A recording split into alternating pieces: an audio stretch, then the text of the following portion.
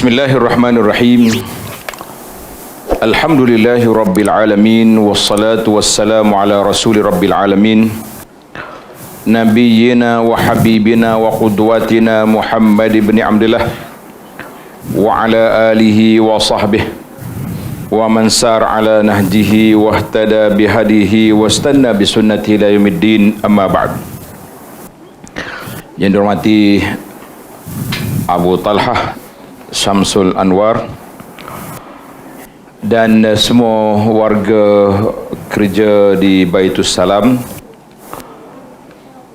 muslimin dan muslimat, para pencinta ilmu sekalian, termasuklah pembaca kita hari ini.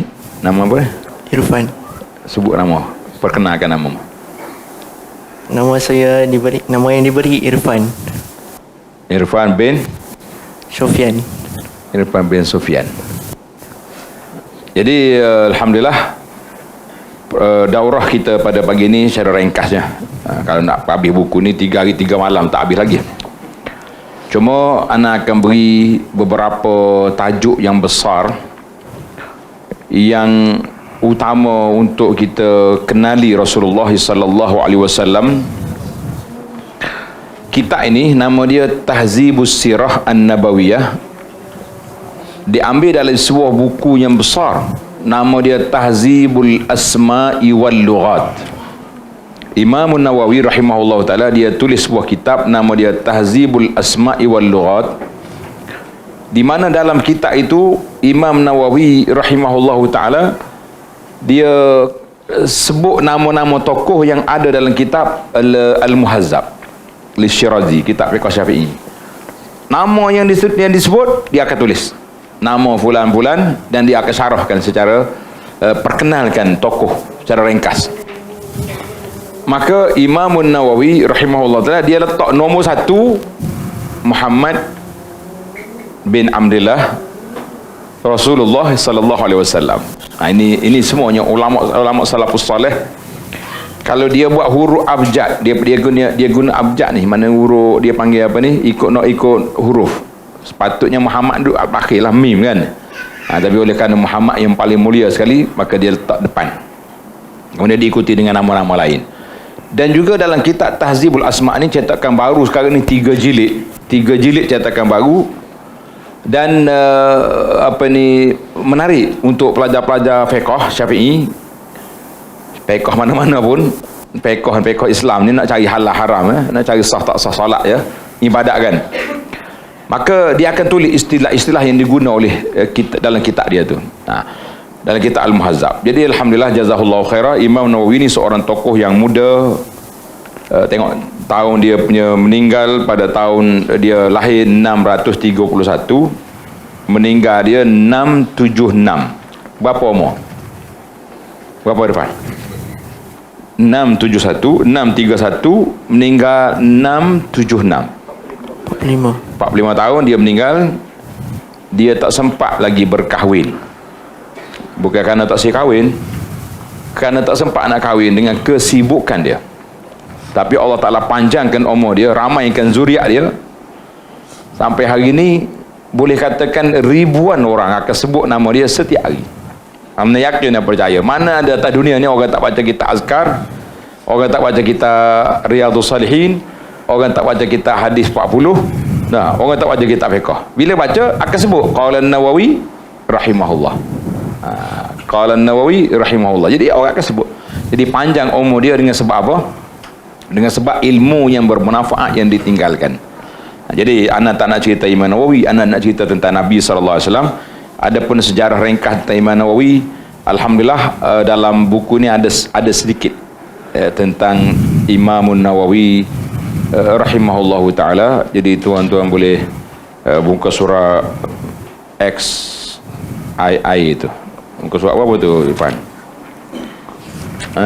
Biografi Imam Nawawi, tempat lahir dan kehidupan. Ini baca sendirilah. Sebab kita ini bukan wacana tentang Imam Nawawi. Dan kita akan mula insya-Allah di muka surat 1. Muka surat 1, dia panggil 10 tahun kalendar Islam ketika Nabi di Madinah. InsyaAllah Hari ni kita nak pelajar-pelajar peka. Selepas habis 10 tahun ni, anak akan tanya siapa yang boleh jawab lah. Yang tak boleh jawab jangan duduk lari dah. Kata tak boleh jawab dia, tekan rendah dah, lari tak boleh lari. Tunggu sini. Yang boleh jawab kita jawab, yang tak boleh jawab kita tengok kitab, insya-Allah. Jadi 10 tahun ni, kronologi 10 tahun ni kena ingat. Kalau tak ingat, kita kira seorang yang agak rugilah dalam perjalanan hidup kita tentang dipanggil as-sirah an-nabawiyah, sirah Nabi. Sebab apa kita rugi? Sebab benda simple macam ni pun tak boleh ingat. Kita kata sangat rugi, sangat rugi. Jadi para jemaah sekalian, inti kerugian yang sangat nyata. Baik, kita akan baca. Kalau ada tempat ta'liq ataupun huraian, ana akan syarahkan. Jadi Irfan baca sikit-sikit lah. Tahun yang pertama dulu, lepas tu tahun yang kedua, berhenti gitu nah. Tahun pertama, kalau ada soalan je tanya. Kita hari ni perjumpaan kita tidaklah terlalu serius sangat. Kita nak orang panggil, kata orang biar santai tapi sampai. Itu istilah orang muda-muda ni. Kita sekat duduk main TikTok ni, jadi muda juga kita pun dalam sudut bahasa kira bicara dengan orang-orang muda ni. Kalau tidak tak boleh kan. Dipersilakan. Bismillah. Ahsanallahu ilaikum. Allahumma ighfir lana wa li syaikhina wa lil muslimin.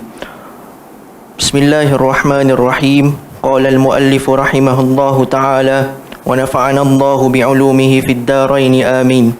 Ila an qala, tahun pertama Nabi SAW membina Masjid Nabawi dan rumah baginda. Pasal permulaan tu ada pada atas ni. Fasal permulaan kalender Islam. Imam Abu Zakaria Yahya bin Sharaf An-Nawawi berkata, bermulanya kalender Islam dengan penghijrahan Rasulullah SAW dari Mekah ke Madinah. Perkara ini disepakati oleh para ulama. Pelapornya ialah Umar Al-Khattab radhiyallahu anhu pada tahun ke-17 Hijrah. Tulisan ini menghimpunkan beberapa peristiwa yang masyhur dalam setiap tahun hijrah sehingga tahun kewafatan Rasulullah SAW mengikut tertib. Kesemuanya ialah 10 tahun. Kenapa dia sebut Umar yang mengesahkan tu? Disepakati oleh para ulama, pelopornya Sayyidina Umar. Sebab apa? Ya. Sebab waktu Khalifah Sayyidina Umar, banyak surat menyurat datang. Kemudian tidak diketahui tahu mana. Bulan ada. Sebab bulan 12 bulan ni sudah ada. Yauma khalaqas samawati wal ard. Cuma nama-nama bulan tu ditentukan kemudian. Tapi bila sampai Sayyidina Umar, dapat surat jemputan, dapat surat al-arahan, tak tahu mana. Maka Umar bermesyuarat, kita nak buat tahun hijrah, tahun kepada umat ini, umat Muhammad sallallahu alaihi wasallam ni, ikut tahu mana. Maka timbullah mesyuarat. Ada kata kita mula dengan kelahiran Nabi sallallahu alaihi wasallam.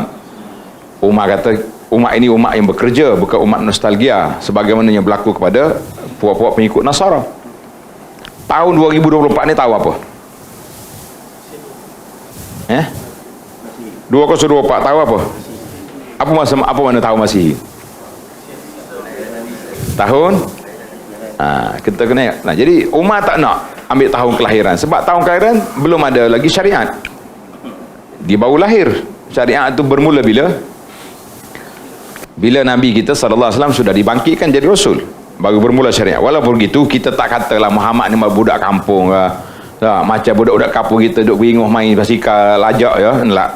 Kita mesti tetap beradab sebab Allah Ta'ala pilih seorang manusia yang akan ditabalkan kemudiannya sebagai Rasul Rabbil Alamin, Sayyidul waladi Adam ajma'in. Sudah pasti ada kelebihannya yang tersendiri. Maka itu dipanggil sebab dimulakan tahun ini dengan kata-kata Sayyidina Umar. Fadhal. Tahun pertama Nabi SAW membina Masjid Nabawi dan rumah baginda. Persaudaraan antara Muhajirin dan Ansar. Abdullah bin Salam memeluk agama Islam, pensyariatan azan. Baik. Tahun yang pertama, kalau timbul soalan orang tanya, apakah peristiwa yang paling besar dalam sejarah Islam pada tahun pertama hijrah? Apa dia peristiwa besar?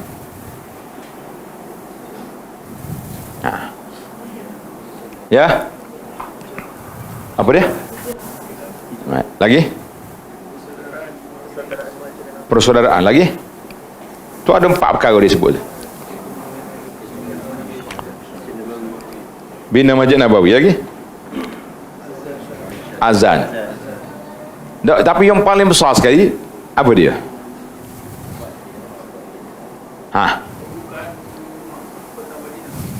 Pembukaan kota Madinah. Hijrah. Jadi ukhtuna tadi jawab, itu jawapan yang besar sekali. Permulaan tahun hijrah, apakah peristiwa yang paling besar sekali? Hijrah lah. Sampai mereka Sayyidina Umar pilih menjadi tahun takwim kepada umat ini berdasarkan kepada apa? Kepada hijrah. Nah, itu ramai orang tak jawab ni. Pasal itulah ada hadiah apa-apa Abu Talha kena bagi kepada ukhtuna ni, sebab jawapan dia ni cepat. Jarang ana tanya soalan orang boleh jawab dengan begitu laju. Dia berhak menerima hadiah. Beri selalu hadiah, tak usah tunggu nanti lepas pada ni, sebab nak bagi semangat. Nak bagi semangat orang lain jawab juga lepas ni, insya-Allah taala. Biasa orang panik tanya, tahu apa bina masjid lah tu ni, kita kata tahu, sebab nak bina masjid tu selepas hijrah. Betul tak? Maknanya yang pertama sekali apa dia? Hijrah lah. Kena cerdik ini jawapan cerdik nama dia ni. Tahu apa sekali yang paling besar sekali, jawab dia hijrah. Sebab apa hijrah? Sebab dialah Umar bila pilih tahun hijrah, Umar kata apa? Al-hijratu tufarriqu bainal haqqi wal batil. Hijrah telah memisahkan di antara hak dan batil. Jadi alhamdulillah. Baik. Bina masjid dan bina rumah Nabi SAW, muhajir persaudaraan al-ikha bainal muhajir wal ansar, itu orang panggil betul lah ke tidak salah, cuma kita nak ambil yang awal sekali. Sebab itulah ini cetakan kali yang kedua, mungkin yang tahun lepas mungkin tak ada ni, jadi kita letak di nota kaki, sebab kita nak tambah kitab Imam Nawawi ni tak boleh juga. Itu dia panggil dari sudut amanah ilmiah. Apa-apa kita orang, kita nak tambah ke, nak komen ke, nak apa, kita tak boleh masukkan dalam matan asal, kita kena letak di nota kaki ataupun letak dalam kurungan. Ini tambahan daripada penterjemah contohnya, baru betul.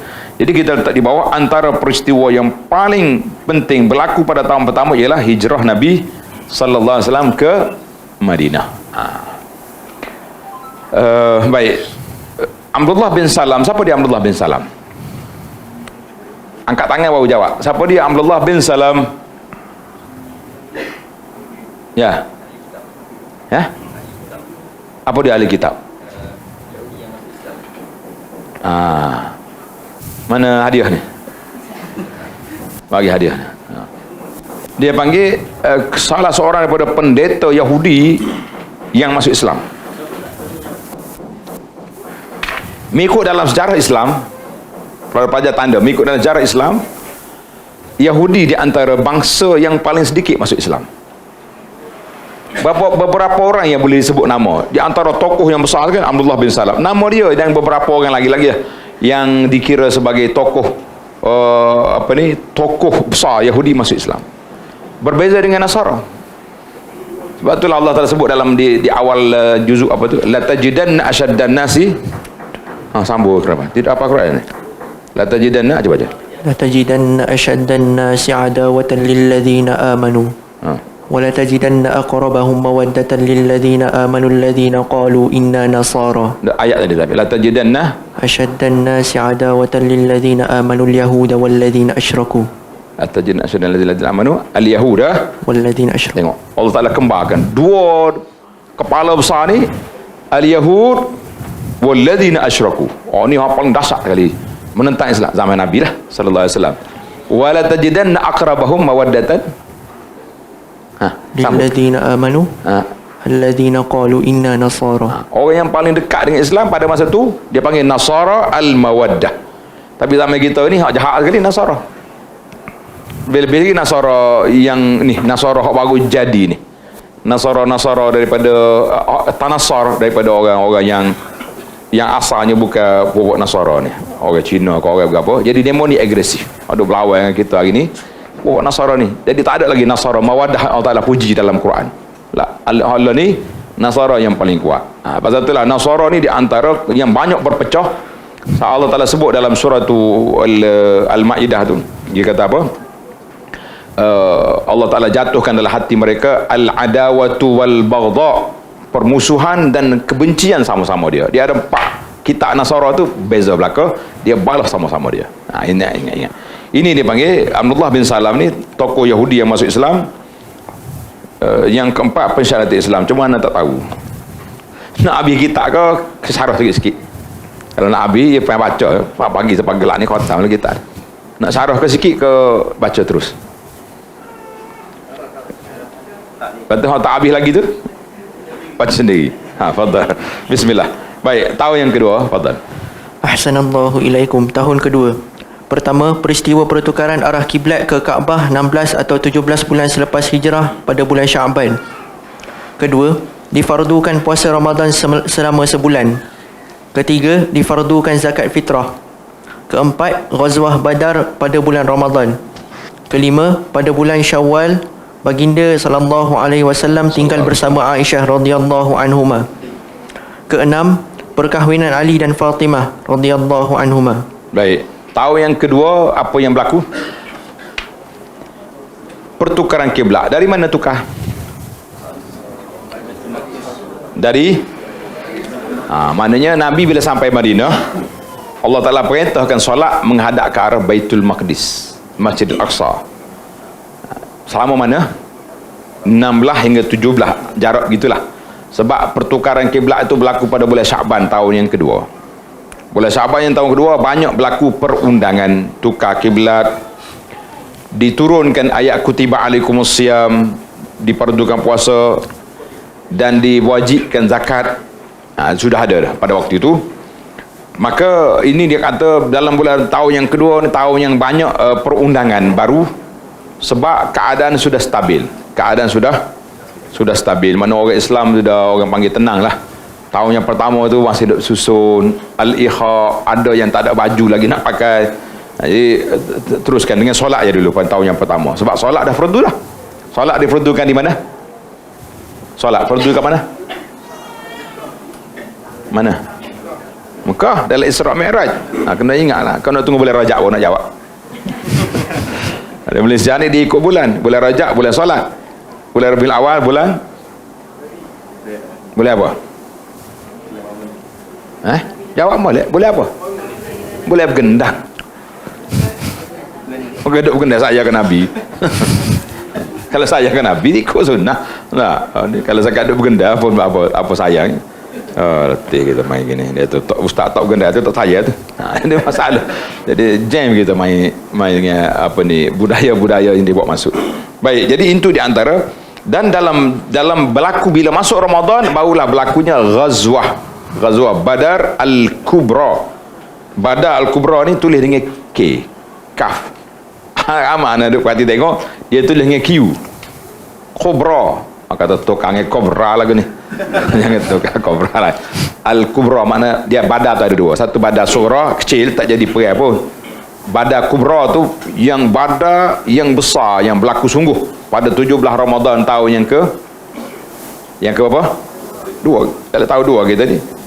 Kemudian pada bulan Syawal Nabi kita salah tinggal bersama dengan Aisyah, maknanya dia kahwin dah. Cuma timbullah isu perbincangan ulama sirah tu, adakah Nabi kita ni kahwin waktu umur kecil lagi ke besar ke? Kita pun tak nak masuk campur lah, benda tu sudah berlaku. Yang pentingnya tidak jadi masalah budaya pada masa itu beresnya. Yang mari zaman kita ni baru timbul kahwin dengan budak lah macam-macam. Jadi kahwin dengan budak hak diizinkan tu tak ada masalah. Tapi memperkudakan budak-budak ni ramai pula hak tahan. Hak sungguh pakat duk jaga ni. Ini mudah-mudahan Allah Taala rungkaikan jenayah terhadap kanak-kanak ni dan terhadap apa sajalah yang bersenjata jenayah dalam akidah ni dalam masa yang terdekat insya-Allah. Baik, perkahwinan Ali dengan Fatimah. Sayyidina Ali dengan Fatimah ni dia jadi apa dua tu? Ali dengan Fatimah, apa dia tarah dia? Hai. Dia nak jalan ni.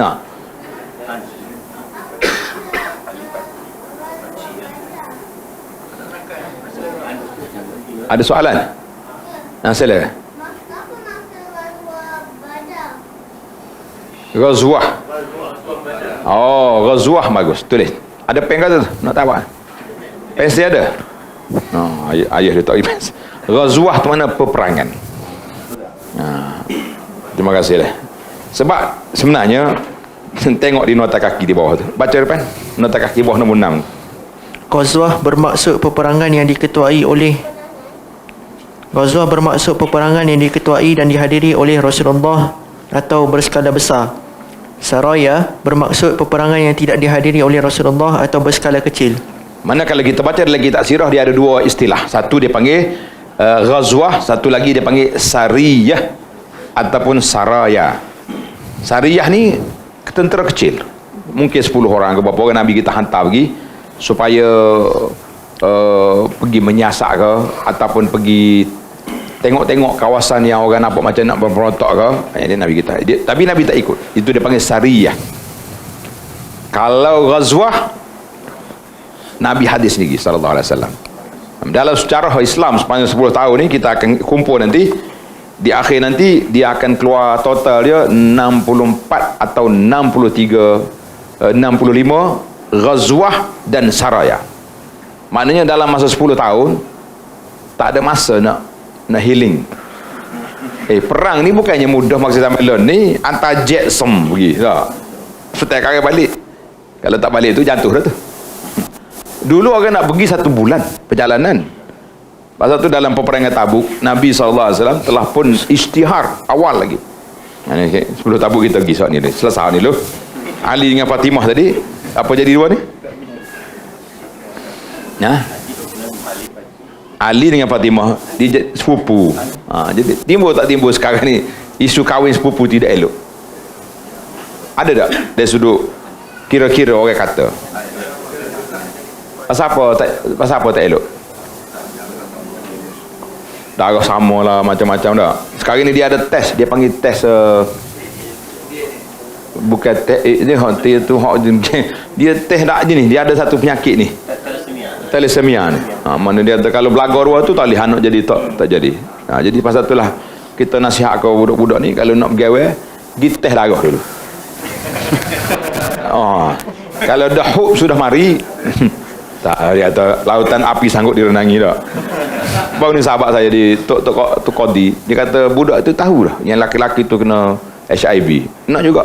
Ya termati ke matilah, yang penting kahwin dengan budak tu. Pasal nak kata apa? Cinta monyet ya bang ini. Dah tahu dah kahwin tu ada bawa penyakit masalah dah. Jadi kita yang pentingnya bukanlah satu sunnah nak kahwin sebagai Nabi kita kahwin dengan anak dia Fatimah. Sebab Nabi nak kahwin dengan siapa? Cuma yang anak boleh, sebab Abu Talha kuat sangat duduk promote cerita bab kahwin tadi, kita nak cerita katalah. Naik semangat juga kita nak cerita. Jadi isunya Nabi SAW dia tengok Sayyidina Ali ni di antara pemuda yang awal masuk Islam. Pemuda yang mempunyai keberanian. Pemuda yang juh, kata orang Kelantan kata juh. Kenapa nak pergi ke orang lain? Nah, di sinilah sunnah yang kita nak belajar. Bukan sunnah kahwin sepupu. Sunnah kitanya ibu bapa yang tengok pelajar-pelajar rajin-rajin ni macam Irfan ni, macam apa-apa nak ada ni. Nah, tengok ju mari mengaji semua, lepas kuliah dia lah tolong sipai tempat, tolong basuh pinggan contohnya. Hak ni lah wak natu. Kita tunggu hak mari tak tahu mari mana. Turun mari langit mana turun mari tak. Ya. Lemah. Ingat ke ju, mari apa dak. Dah depan kita ada solat, dah jaga molek ni, jaga sunnah, jaga syariat ni. Kenapa tidak ambil tu? Nah, ini satu usaha yang baik. Kalau dipertemukan pelajar-pelajar yang betul-betul lah, jangan royak, jangan bagi tahu. Kalau bagi tahu dia berlakon. Banyak dia kekeh hak berlakon tu. Dia mari kapur kawan ni berebut dengan Tok Bilal nak azan. Tok Bilal berkejut. Rupanya mari nak minta anak kecil, anak Tok Bilal. Lepas kahwin dah penat lagi, Tok Bilal kata kita solat rumah lah malam subuh ni. Nak penat. Ananda jadi Tok Imam, maya subuh 3 rakaat. Ayah dia kata, kenapa anak dah solat 3 rakaat subuh tadi? Ingat kau dia nak sujud sawi. Allah habis silap. Sorry bah. Saya ingat 4 rakaat dah. Mana jam molek. Subuh tak tahu berapa rakaat dah. Baik, mengarut tu baik. Yang pentingnya kalau kita nak maghzanya tajuk ceritanya, maknanya Nabi dia pilih yang terbaik.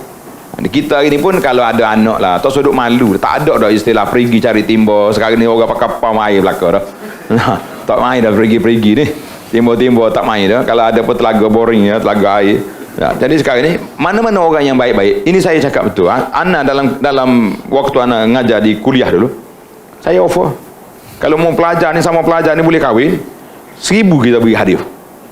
Bukan duit kerajaan, duit abu anahnya. Sebab kita kata kalau dia sama-sama dia hok mengaji dah dalam bi'ah salihah, dalam suasananya baik, dia ambil, nak wis apa lepas ni? Beri kepada orang yang tak ngaji agama, akhir sekali tuduh-tuduh yang cantik-cantik bertukar jadi belik tekuk ya. Tuduh berbelik di tengkuk. Tak ada lah. Pakaian-pakaian yang dijaga sepanjang 4 tahun di kuliah tu hilang. Jadi baik. Baca yang ketiga. Ahsanallahu ilaikum. Tahun ketiga, pada tahun ini berlaku beberapa ghazwah dan saraya. Nama apa tadi nanya belakang? Talha. Talha, apa beza ghazwah dengan saraya?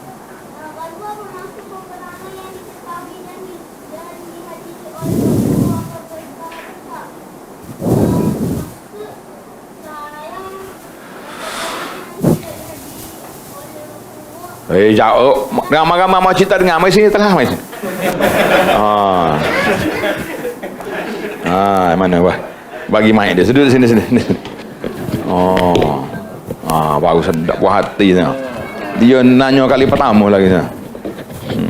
Ghazwah bermaksud peperangan yang diketuai dan dihadiri oleh Rasulullah atau berskala besar. Saraya bermaksud peperangan yang tidak dihadiri oleh Rasulullah atau berskala kecil. Apa maksudnya? Maksudnya ia peperangan yang diketuai oleh Rasulullah. Jangan ada ulang ni maknanya. Mana hok perangan Nabi hadir maknanya Nabi hadir. Peperangan yang besar nanti kita tengok. Lepas ni tanda peperangan yang besar, yang tak besar. Baik, disilakan yang ketiga. Pertama, Ghazwah Uhud terjadi pada hari Sabtu 7 Syawal. Kedua, Ghazwah Badar Sughra pada bulan awal Zulqa'dah. Jadi kita jangan ingat besar kecil tu ikut kelahiran anak. Kalau anak kecil dulu baru besar tak? Badar ni tidak. Badar yang kedua, Badar tahun yang kedua Kubra. Tambah itu. Ghazwah Badar Al-Kubra, sebab hak tu hak perang sungguh. Hak mati mendiang Abu Jahal mati di Badar. Dan 70 orang lagi ketua-ketua Quraisy mati dan 70 orang ditawan. Adapun Badar Sughra ini tak jadi peperangan. Tak jadi perang. Tapi Nabi dah buat persiapan. Nabi kita pergi. Ketiga, Ghazwah Bani Nadir. Siapa dia Bani Nadir ni?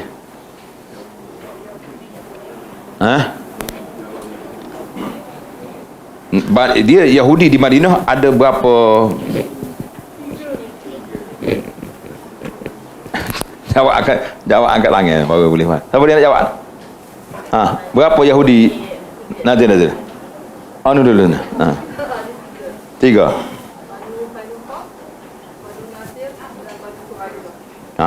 Mana telah bawa hadiah lagi? Oi ke kak ke makcik ke ikutlah yang penting. Maknanya itu dipanggil Bani Nadir. Sebab Bani Nadir ni di antara Yahudi yang cuba nak bunuh Nabi SAW. Jadi besar isunya. Dia berbeza. Satu lagi Yahudi, Bani Qainuqa, itu tak terlibat dengan Nabi. Dia khianat kepada Muslimah. Mungkin jemaah tertanya-tanya, mana Bani Qainuqa? Ke mana? Dia di Madinah, dia ada pasar. Kalau macam kita kat pasar pagi gitulah. Jadi Muslimah ni pergi nak menjual di barang-barang dia lah. Yahudi mari ikat kain ke belakang. Ikat kain abayah ni. Dia ikat, yang menyebabkan kawan tu bila bangun tercabut dia panjang. Dia terdedah dia punya aurat. Jadi berlakulah bertumbuklah orang Islam akan marah lah. Jadi ketika itulah Nabi kita ijla' halau dia punya Bani Qainuqa, tapi tidak berlaku dengan Nabi dalam peperangan, pakai halau gitu je. Kerana itu dia tak masuk dalam peristiwa ni. Adapun Bani Nadir, dia sendiri nak bunuh Nabi SAW. Jahat Yahudi ni, yang nak bunuh Nabi, yang bagi racun ni, semua Yahudi. Zaman itu Yahudi ni boleh katakan kepala yang jahat. Siapa lo ni pun jahat juga. Kau ada Yahudi baik? Yahudi ada yang baik? Kau tak ada baik? Baru ni saya jumpa orang berkawan dengan Yahudi. Sudah minum, dia kata tanya soalan boleh? Boleh. Di mana Tuhan? Ingat kau isu khalah salah ni.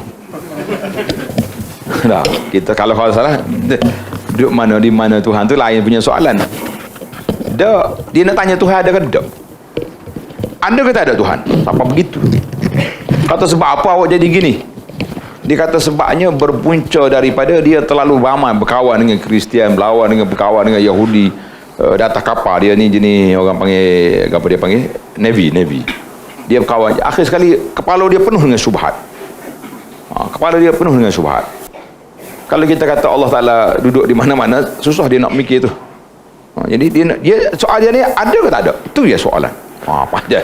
Mana kita bagi tahu ini dia punya kedudukan Yahudi yang berlaku ni. Jangan main-main bawa kafir ni. Baik, teruskan.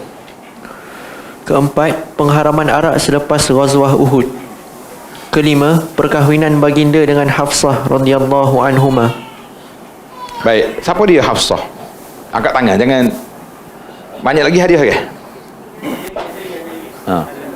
Yang dijawab dah bagi orang lain lah pula. Kalau tidak, kita sama ya, tak ada. Yalah, detailkan sikit. Sebab kalau dia kahwin dengan mana isteri Rasulullah lah kahwin tu, siapa dia? Detailkan sikit jawapan.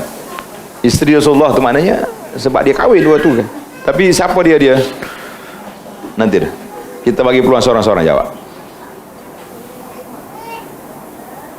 Tak boleh lagi. Sabar, tunggu soalan lain. Siapa nak jawab dah? Anak pada Sayyidina Umar, Hafsah. Ini di antara salah satu daripada hujah nak membatalkan kata-kata orang Umar ni dia punya gedeber dia, samsing dia, minum arak dalam tengkorak, bunuh anak perempuan hidup-hidup. Jadi para ulama ketika condemn isu ni, inilah dia kata takkanlah Umar letak nama dia Abu Hafs. Kalau dia tak setuju dengan tu. Dan memang tidak ada riwayat yang sahih pun Umar minum arak dalam tengkorak, tak ada. Bunuh anak perempuan hidup-hidup, tidak ada. Kalau ada orang ceramah tu, kita lepas-lepas ceramah pergi bisik dengan dia lah sambil-sambil minum tu. Ustaz, ambil mana cerita pelik? Supaya kita hari ni berhati-hati. Alhamdulillah setakat ni anda duk perhati tengok, dengan adanya pertanyaan-pertanyaan daripada netizen ni, jadi sebahagian daripada ustaz nampak dia lebih berhati-hati sekarang.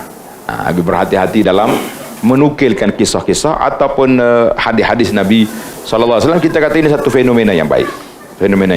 Tapi kalau orang kerah kepala tu tak boleh main. Tanya hadis marah lalu. Tengking kepada jemaah. Pandai sangat awak. Kita tanya ni nak tahu, bukan nak menguji pun. Kalau tak tahu cakap je. Tak tahu cakap tak tahu. Senang. Aku tak tahu. Dalam buku ni. Sesak masalah. Kita tolong cari untuk dia. Tapi kalau dia dah kerah kepala lagi tu, kita nak cari pun takut. Biar dia nak kata apa. Baiklah, silakan. Keenam, perkahwinan Sayyidina Osman dengan Ummu Kalsum radhiyallahu anha. Ketujuh, kelahiran Al-Hasan bin Ali radhiyallahu anhuma. Laju kan? Dia menikah tahun 3, tahun yang kedua, tahun keempat, tahun yang ketiga tu dapat anak. Alhamdulillah. Ya. Perkahwinan Sayyidina Osman dengan isteri bapa Sayyidina Osman. Kakak dia Ruqayyah mati masa peperangan Badar. Masa perang Badar, Osman tak pergi perang Badar. Sebab apa? Sebab Nabi kita izinkan dia untuk jaga isteri dia sedang sakit. Kemudian wafat. Maka Nabi kahwinkan seorang lagi anak dia.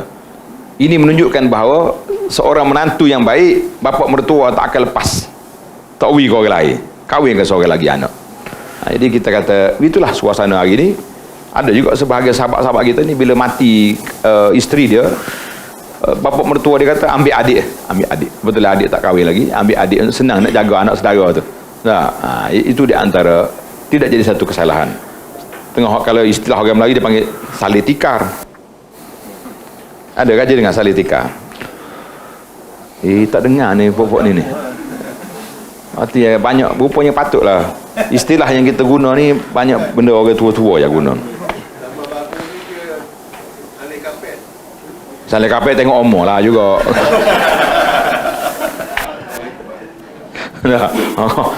Baru ni kawan saya, isteri dia meninggal, lepas tu anak saudara dia tu duk jaga anak, itulah sepupu dia ni. Ketika makcik sakit tu, jadi bila mati, anak-anak dia kata abah suruh dia lah kahwin dengan dia, dengan sepupu dia ni, sebab dia ni duk jaga, dia kenal semua anak-anak. Jadi budak tu pun setuju. Jadi timbullah istilah tukar kapek ni tu. Moga daripada mak saudara gini ke anak saudara. Itu kapek lah. Kalau lebih kurang aja tekak lah. Itu istilah. Wallahu a'lam. Payah ni budak-budak baca ni. Yang kita tanya banyak kat soal yang pelik-pelik ni. Baik, teruskan depan. Selesai ada soalan tadi. Terjawab. Jadi Sayyidina Osman radhiyallahu anhu dia tak pergi perang Badar bukan sebab penting Nabi suruh jaga isteri dia yang sedang sakit. Kemudian Nabi kita kahwin dengan seorang lagi. Alhamdulillah. Fadal, tahu yang keempat dah kita ni. Ahsanallahu ilaikum. Tahun keempat pertama perkahwinan baginda dengan Ummu Salamah radhiyallahu anha. Kita nak kenal juga Ummu Salamah ni siapa? Alik ni lah pula. Alik muslimin. Siapa dia ke Ummu Salamah?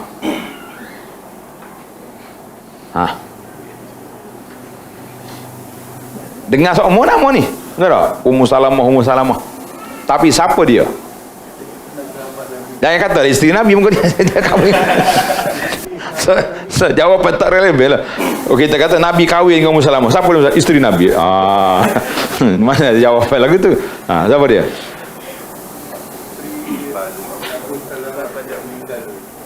Ya. Payah kita ni. Kena ada juga daurah Ummahatil Mukminin ni. Abu Talha kena anjurkan daurah Ummahatil Mukminin, mengenali isteri-isteri Nabi sallallahu alaihi wasallam. Ada sebuah buku kecil.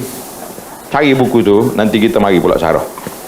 Tajuk dia Syubhat Haula Ta'addudi Zaujatin Nabi sallallahu alaihi wasallam. Menarik buku ni. Syubhat Haula Ta'addudi Zaujatin Nabi. Makna beberapa kekeliruan dan tuduhan-tuduhan yang tak elok terhadap poligami Nabi sallallahu alaihi wasallam. Cantik buku ni dijawab. Kecil ya. Mana kalau daurah 2 jam cukup insya-Allah. Kalau buku tu lama dah diterbitkan, anda tak tahu masih ada di kedai. Kalau boleh sebuah pun tak apa, kalau ni zaman PDF ni. Kita photostat ya. Insya-Allah. Buku Melayu payah nak PDF. Kalau buku Arab sekarang ni banyak.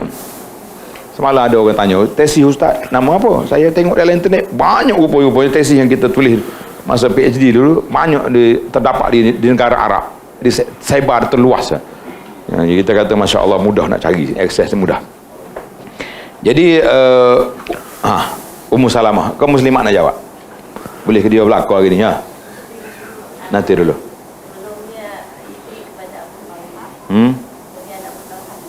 Abu Talha mana pula tu?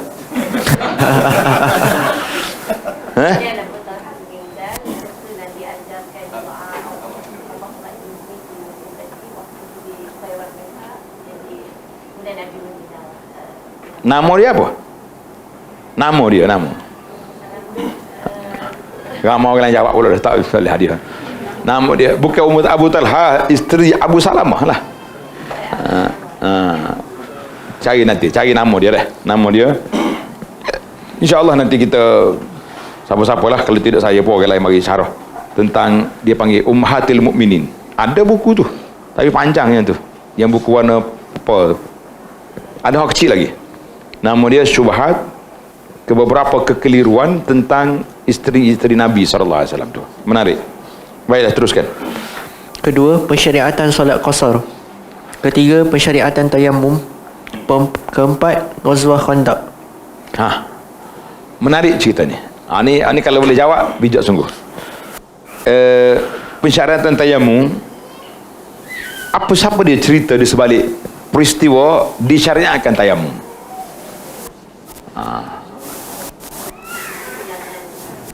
Ya. Kenapa boleh Alik ni saja? Ni kita duduk tengok kau ni, Alik ni punya jawapan. Macam mana?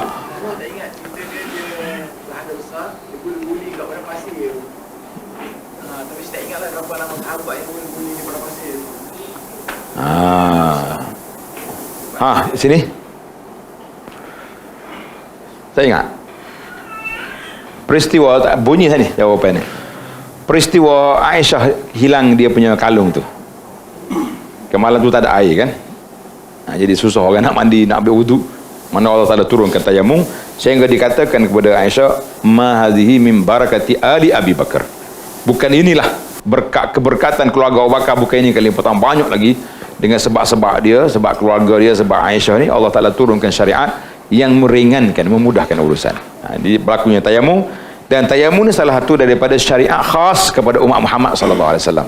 Dia panggil min khasaisi al-Mustafa sallallahu alaihi wasallam. Dalam buku, di akhir buku nanti kita akan tengok khasais, ciri-ciri keistimewaan Nabi, ada 34 perkara. Alhamdulillah. Baik, teruskan. Ahsanallahu ilaikum. Ada yang berpendapat bahawa Ghazwah Khandaq berlaku pada tahun ke-5 Hijrah. Yang sahih adalah ia berlaku pada tahun ke-4 Hijrah. Yang ni ada masalah sikit. Imam Nawawi mentarjihkan Khandaq, Ahzab tahun yang keempat. Coba tengok baca nota 7 di bawah, nota kaki. Jumhur ulama berpendapat Ghazwah Khandaq berlaku pada tahun ke-5 Hijrah. Pandangan ini lebih tepat kerana Ghazwah Khandaq dan Ghazwah Bani Quraizah berlaku secara berturut-turut. Jadi kita minta maaf banyak-banyak dengan Imam Nawawi, walaupun seorang tokoh yang besar, tapi pandangan dia mengatakan Ghazwah Khandaq berlaku tahun keempat tidak sahih, tidak rajih. Marjuh maknanya, pandangan yang lemah. Yang kuat lagi mengikut ahli sejarah kata, majoriti ulama kata tak, dia berlaku pada tahun yang kelima sebab dia berturutan. Selepas Khandaq, marinya Bani Quraizah. Berlakunya kematian Sa'du bin Mu'az yang bergoncang aras tu. Jadi itu daripada sudut fakta. Jadi kita tak boleh nak kata apa, setiap tokoh-tokoh ulama ni mesti ada pandangan-pandangan dia yang orang panggil boleh diperbincangkan. Macam pandangan kita juga, kita ni boleh bincangkan. Jadi tak payahlah duk main tahzir sama kita, susahlah hidup macam ni. Tak ada benda yang kita tak ada toleransi sama-sama kita. Habis kita nak toleransi dengan siapa? Ini di antara ilmu sunnah yang kita kena perbesarkan, ilmu toleransi dalam perkara-perkara yang ada khilafnya. Yang kalau benda-benda jelas benda tu salah, mungkar, maksiat, tak apalah kita nak bertegas. Jadi itulah di antara keadaan kita sekarang. Baik, teruskan.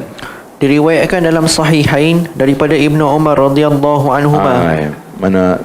Mana Talha ni? Sahihain itu apa? As-Sahihain itu apa?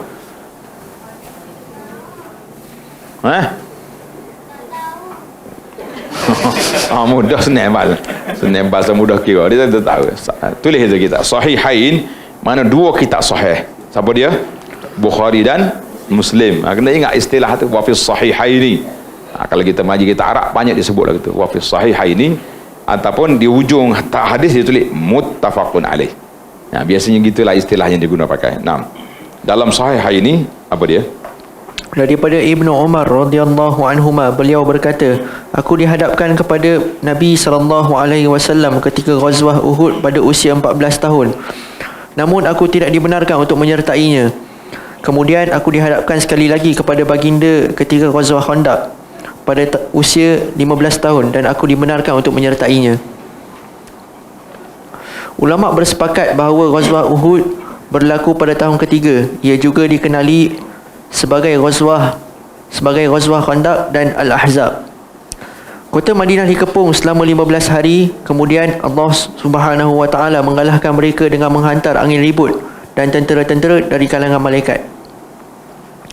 Kelima, itu hujah yang digunakan oleh Nawawi, yang dia analisa bahawa Ahzab itu berlaku pada tahun yang keempat.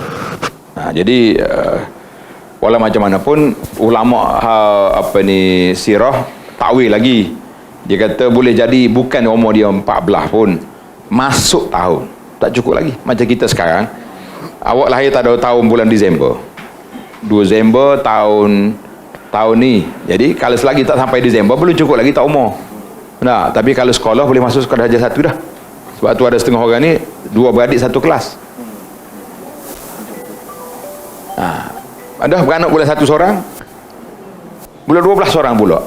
Berapa bulannya dia punya pantang? Apa hari dia pantang. Boleh setahun 2 orang anak. Masya Allah, keti sungguh. Melahirkan pejuang-pejuang Islam lah. Jangan duduk marah lah setengah orang. Oh, kuatnya. Kuat apa orang nak lahirkan penjahit. Jadi itu analisa lah. Jadi maknanya Ibnu Umar kalau kata aku tahunnya 14, maknanya masuk tahun, bukan cukup lagi. Itu panjang lah kalau kita nak bahas. Yang pentingnya kita pegang dengan majoriti ulama yang mengatakan bila majoriti kata 5 Hijrah. tahun yang kelima. Wallahu alam. Naam. Ahsanallahu ilaikum. Kelima, dikatakan pada tahun ini juga berlaku Ghazwah Zatir Riqa. Namun yang paling rajih ia berlaku pada tahun kelima. Pada ghazwah tersebut disyariatkan solat khauf. Apa dia solat khauf ni? Solat khauf apa? Solat ketika takut. Nah, mana solat ketika takut tu dia berubah dia punya cara. Kan? Ada dalam kitab dia panggil salatul khauf. Satu lagi salatul syiddatul khauf. Mana syiddatul khauf ni maknanya sambil berlari ya solat. Tapi dalam khauf saja kita ada dia punya cara-cara sendiri. Nah. Keenam, pembunuhan para qurra di Bi'r Ma'unah. Tengok bawah tu baca. Qori-qori Al-Quran yang mahir dihantar untuk mengajar Al-Quran kepada kabilah yang baru memeluk Islam. Jadi bila sampai di Bi'r Ma'unah, dia orang bunuh sahabat yang nak pergi tu. Maka Nabi kita doakan ke atas mereka yang kanak tadi. Itulah jadi timbulnya kunut nazilah tu. Nah. Tahun kelima, pertama, Ghazwah Daumatul Jandal. Kedua, Ghazwah Bani Quraidah. Jadi Quraidah ni dia kait dengan Ahzab tadi. Sebab itulah majoriti ulama mentarjihkan Ahzab tahun yang kelima. Nah. Ketiga, pensyariatan hijab. Tahun ke-6. Pertama, perjanjian Sulhul Hudaibiyah. Kedua, Bai'atul Ridwan. Dia dua ni sekali ya.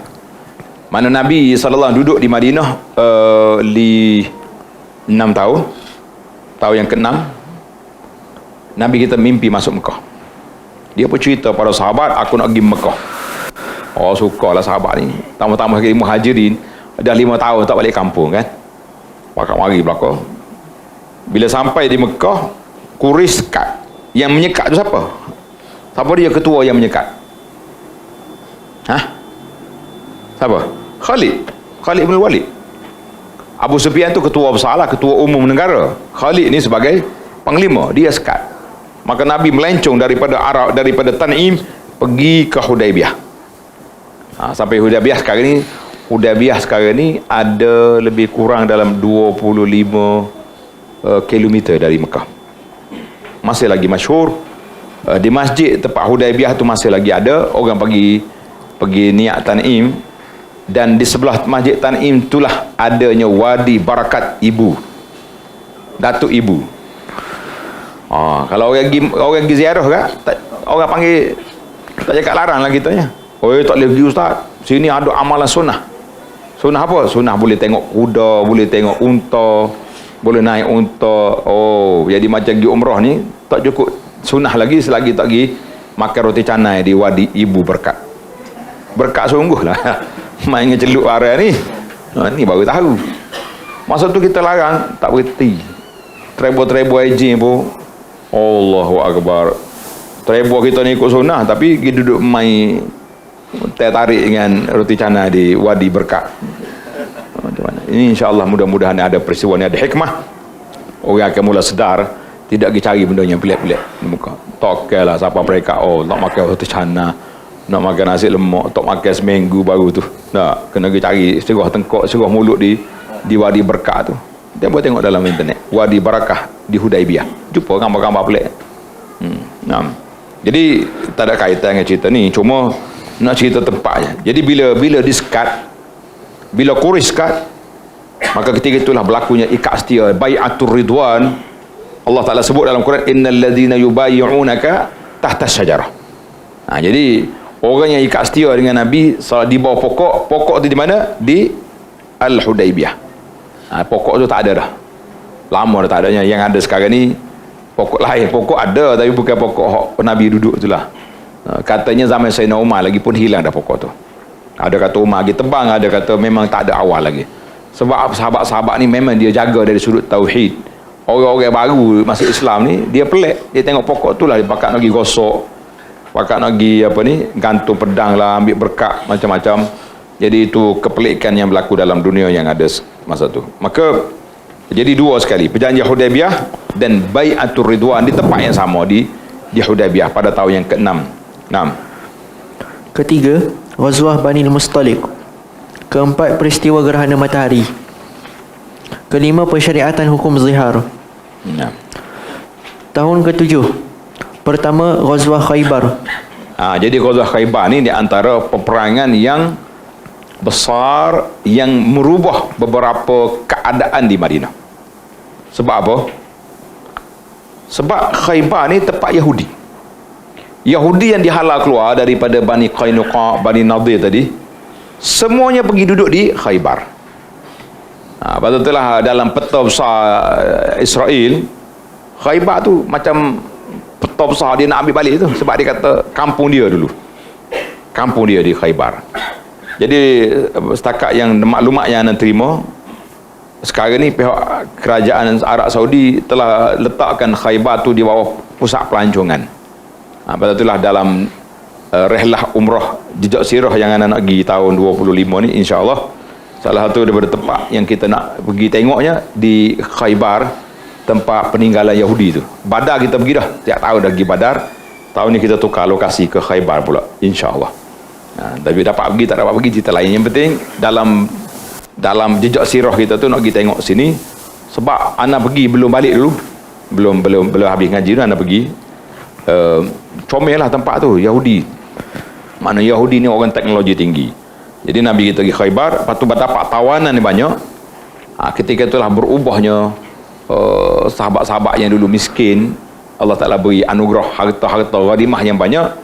Sayyidina Umar sendiri radhiyallahu anhu, dia kata aku dapat kebun di Khaybar, apa aku nak buat? Maka Nabi kata wakafkan.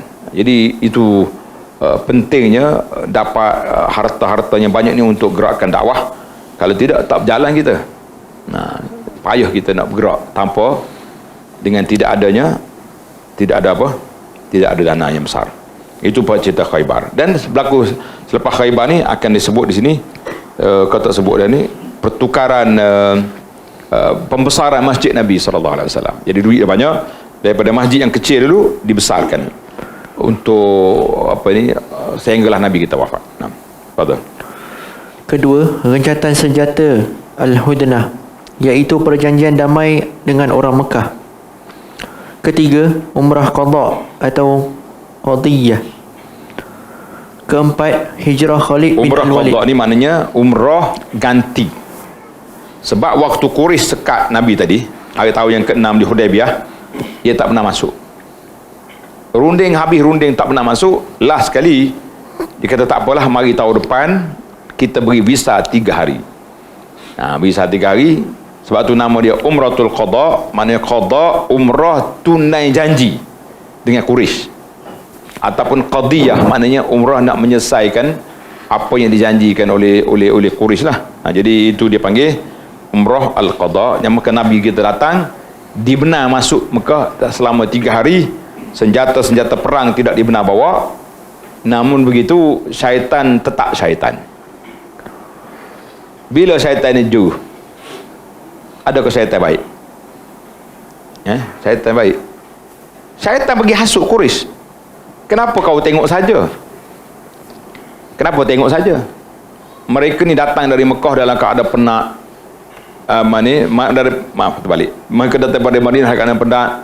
Mula-mula sampai di Mekah dulu, dia kena demam panas. Jadi banyak penyakit. Jadi waktu dia orang tawaf tu, kamu serang sekaligus mati. Quraisy ni, dia dah bagi visa dah, masih lagi jahat.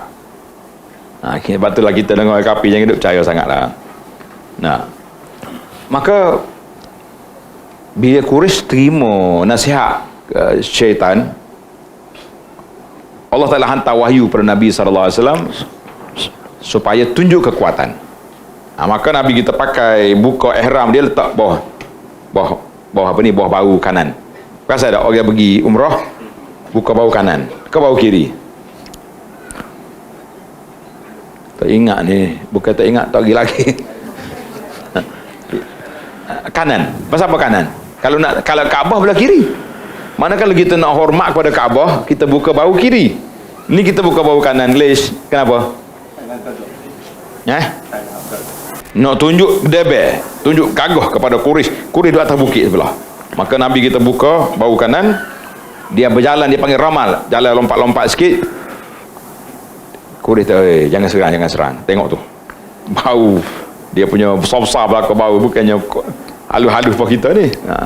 Kau orang kerja, orang perang, maka tak jadi serang. Tapi walaupun begitu, Nabi kita pergi pembukaan kota Mekah lepas pada tu pakai macam tu. Kata di Umar, aku tahulah sudah menjadi satu sunnah. Sekarang kita ini pergi buka, jangan buka KLIA, buka di Mekah tu. Ada pakcik buka KLIA, dia buka. Kan sejuk ke ikon KLIA ni? Kita kata pakcik, tutuplah dulu, buka Mekah tu. Dia celak mata mari kita. Saya ni haji, tak ayat dia. Tak pernah miss pergi kursus haji. Apa maksud dia? Kau jangan tegur aku lah. Aku pergi kursus haji tak pernah miss. Anda pun tengok muka orang tua kan. Jadi kita malah nak kelayan orang tua. Takut tarik jantung dia tak pergi Mekah gitu nyanyi. Kalau muda sikit jawab, yalah pergi kursus tapi duduk buah kat belakang atau tidur je tu. Tak dengar orang ceramah. Ramai setengah pakcik ni kuat mari kuliah tapi duduk buah kat belakang. Jadi jangan mari tu. Jadi itu dia panggil secara. Bacalah apa tak habis kita ni. Anda ingat ke lama masa ni? Rupanya separuh sudah berlalu. Macam kan. Keempat, hijrah Khalid bin Al-Walid radhiyallahu anhu bersama Uthman bin Talhah radhiyallahu anhu, pemegang kunci Kaabah. Kemudian mereka terjumpa Amr bin Al-As radhiyallahu anhu, lalu beliau juga ikut bersama dan ketiga-tiga mereka memeluk Islam. Tiga-tiganya Gerai Mekah masuk Islam selepas Khaybar. Selepas apa ni, peperangan Khaybar, mana tahun 7 berlakunya perubahan besar. Khalid ni panglima Quraisy besar ni, dalam Hudaibiyah dia lagi kepala. Tapi tahun yang ke-7 Allah Ta'ala buka lorong, Khalid mari, Amr bin As mari, Uthman bin Talhah ni pemegang kunci Kaabah. Pemegang kunci Kaabah dia tu. Baru ni mati. Pemegang kunci Kaabah yang ke berapa belah baru ni mati. Ingat tak masa haji pun ni kan? Dia orang ni Nabi SAW masa pembukaan kota Mekah nanti, Nabi kita ambil kunci dengan dia, buka, kemudian katanya Allah Ta'ala turunkan perintah untuk adul amanati ila ahliha, serahkan amanah ni kepada ahli dia. Maka diserahkan kepada Nabi, kata panggil Uthman Talhah memegang kunci Kaabah ni sampai hari kiamat. Siapa dia ambil, panggil itu pengkhianat. Jadi sebab itulah keturunan Syaibi, Bani Syaibah ni sampai hari ni pun keturunan dia yang jaga pemegang kunci Kaabah. Keturunan dia. Yang mati baru ni pun dia tabal orang dia juga. Kita kata itu hak yang Allah Ta'ala anugerahkan kepada mereka. 6. Kelima, perkahwinan baginda dengan Ummu Habibah, Maimunah dan Safiyah. Baik, Ummu Habibah tu nama apa? Ya? Ramlah. Anak siapa? Anak siapa Ummu Habibah? Selalu kita sebut dalam ceramah projek Mega Mampu Milik, mesti keluar nama Ummu Habibah. Projek ni kita tak tinggal dah, ceramah mana-mana pun duk kempen tu dah sampai ke mati dah. Alhamdulillah, dia panggil projek Mega Mampu Milik. Ingat tak? Kau tak ingat? Pada tak tahu. Yang Muslimat ingat? Projek Mega ingat tak? Silakan berarti. Jadi siapa yang rawi dia? Ummu Habibah. Nama dia Ramlah binti Abu Sufyan. Ramlah binti Abu Sufyan. Betul tu. Dapat dah hadiah ni? Dapat? Dah ni hak jawab Ramlah ni. Dapat dah hadiah? Belum lagi. Mana Talhah? Kau bagi hadiah ni. Baca. Keenam, kedatangan Maria Al-Qibtiyah. No. Beliau merupakan hadiah daripada Raja Mesir bersama seekor bagal yang bernama Ni ambil Talha nak bagi hadiah. Ni sini. Jawab sini ni, Talha. Tunjuk sini tu makcik. Makcik tu. Baik, sambung balik. Kedatangan Maryah Al-Qibtiyah. Beliau merupakan hadiah daripada Raja Mesir bersama seekor bagal yang bernama Duldul. Dia cerita saya. Nama bagal tu nama Duldul. Kita tengok dalam di akhir nanti nama-nama kenderaan Nabi SAW termasuklah Duldul. Duldul ni panjang umur sampai cabut gigi dia. Cabut gigi nak makan tu, sahabat-sahabat pasal kena kisah gandum buih dia makan. Kena masa kita nak blender lah zaman ni, tak ada gigi. Zaman itu bukannya ada klinik gigi boleh buat gigi pelesu. Ketujuh, Ja'far bin Abi Talib radhiyallahu anhu bersama para sahabat beliau kembali dari Habsyah. Abu Hurairah radhiyallahu anhu memeluk Islam. Tengok Abu Hurairah masuk Islam kemudian lewat dah. Baik, teruskan. Ahsanallahu ilaikum. Tahun ke-8. Pertama, Ghazwah Mu'tah. Kedua, Mu'tah ni di Jordan sekarang. Mu'tah berada di Urdun, di Jordan. Kedua, Ghazwah Zatus Salasil. Ketiga, pembukaan kota Mekah, Fathu Mekah berlaku pada bulan Ramadan. Pembukaan kota Mekah bila? Pembukaan kota Mekah bila berlaku? Ramadan tahun ke-8. Keempat, kelahiran Ibrahim, anak Nabi SAW. Selepas kedatangan Maryah tahun yang 7, tahun yang 8 dapat Ibrahim. Sebab Ibrahim inilah salah satu daripada anak yang bukan daripada Khadijah. Yang lain-lain Khadijah. 5. Kewafatan Zainab bin Rasulullah SAW. Zainab ni kahwin dengan Abul As. Anak Nabi berapa orang yang perempuan? 4. Siapa? Zainab, Ruqayyah, Ummu Kalsum, Fatimah. Tadi kita dah bincangkan Zainab ni kahwin dengan Abul As. Ruqayyah dengan Ummu Kalsum dengan siapa? Osman. Kemudian Fatimah dengan mudah ya nak ngaji sirah ni. Tanya 3 kali boleh ingat lah. InsyaAllah.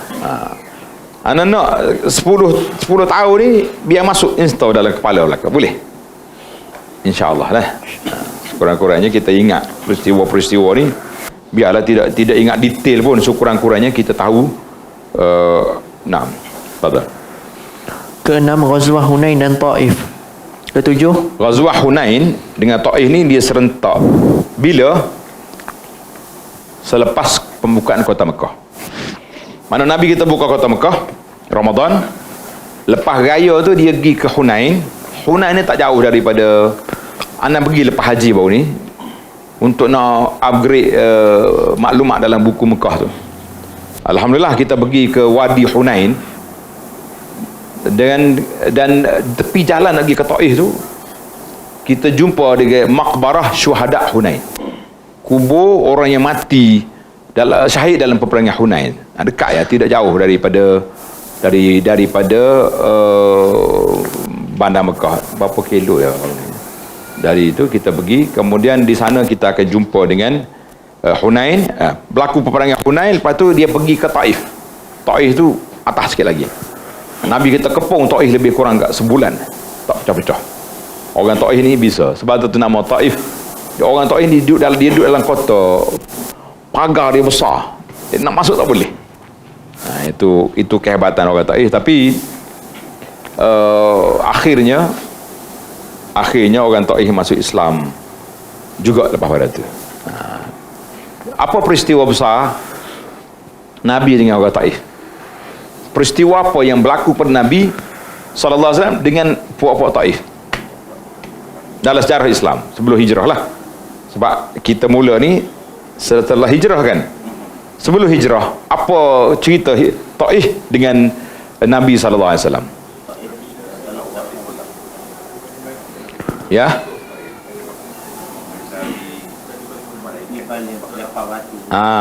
Kan Nabi kita pergi Taif sebelum Isra Mi'raj tu.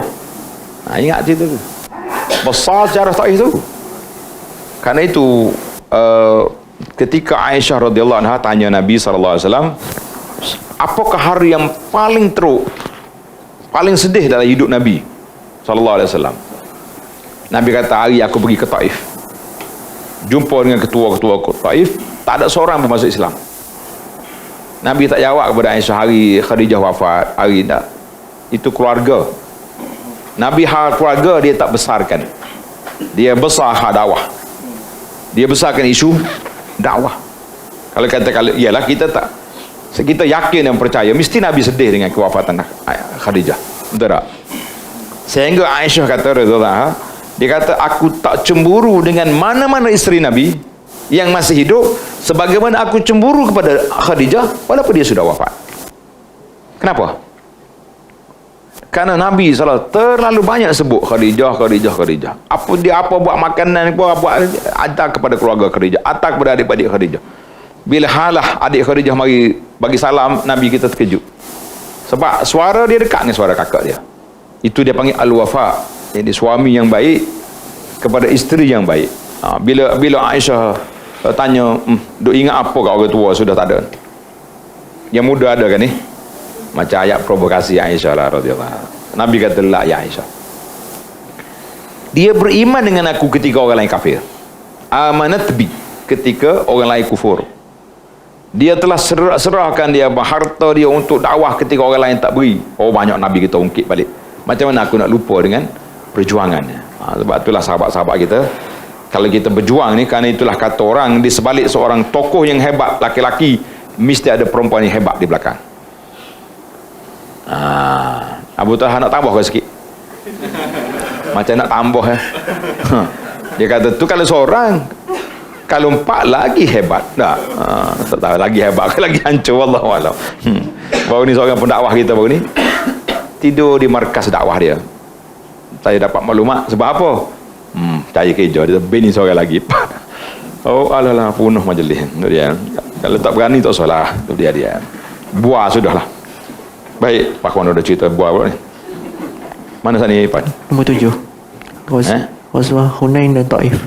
Hunain dan Taif ni. Jadi itu Nabi kata apa? Hari yang paling sedih dalam hidup aku ni, hari aku pergi ke Taif. Tak ada orang terima. Nabi tak kata. Aisyah bertanya soalan provokasi. Dia kata, manakah hari yang lebih dahsyat dalam hidup Nabi, lebih daripada peperangan Uhud? Dia letak satu gap. Manakala kata hari biasa lain, tapi Nabi Aisyah kata lebih pada Uhud. Pasal apa lebih pada Uhud? Sebab Uhud Nabi kena teruk, berdarah gigi, patah gigi, berdarah muka dia, sehingga keluar kata-kata yang sangat menyayatkan hati. Nabi kata, lan yufliha qaumun syajja ra'sa nabihim. Tidak mulia mana-mana kaum yang melukai kepala Nabi sendiri sallallahu alaihi, Nabi mereka sendiri. Jadi itu berat. Tapi Aisyah kata berat pada itu lagi apa? Hari Uhud, hari Taif. Allahu Akbar. Baiklah, sekarang ni Taif sudah menjadi tempat pelancongan. Orang pergi umrah mesti pergi ke Taif. Kerja dia nya nak pergi cari bunga ros. Lagi apa lagi? Makan pasar buah. Pasar buah lebih kurang pasar buah orang kita ya. Bagai-bagai tu. Lagi?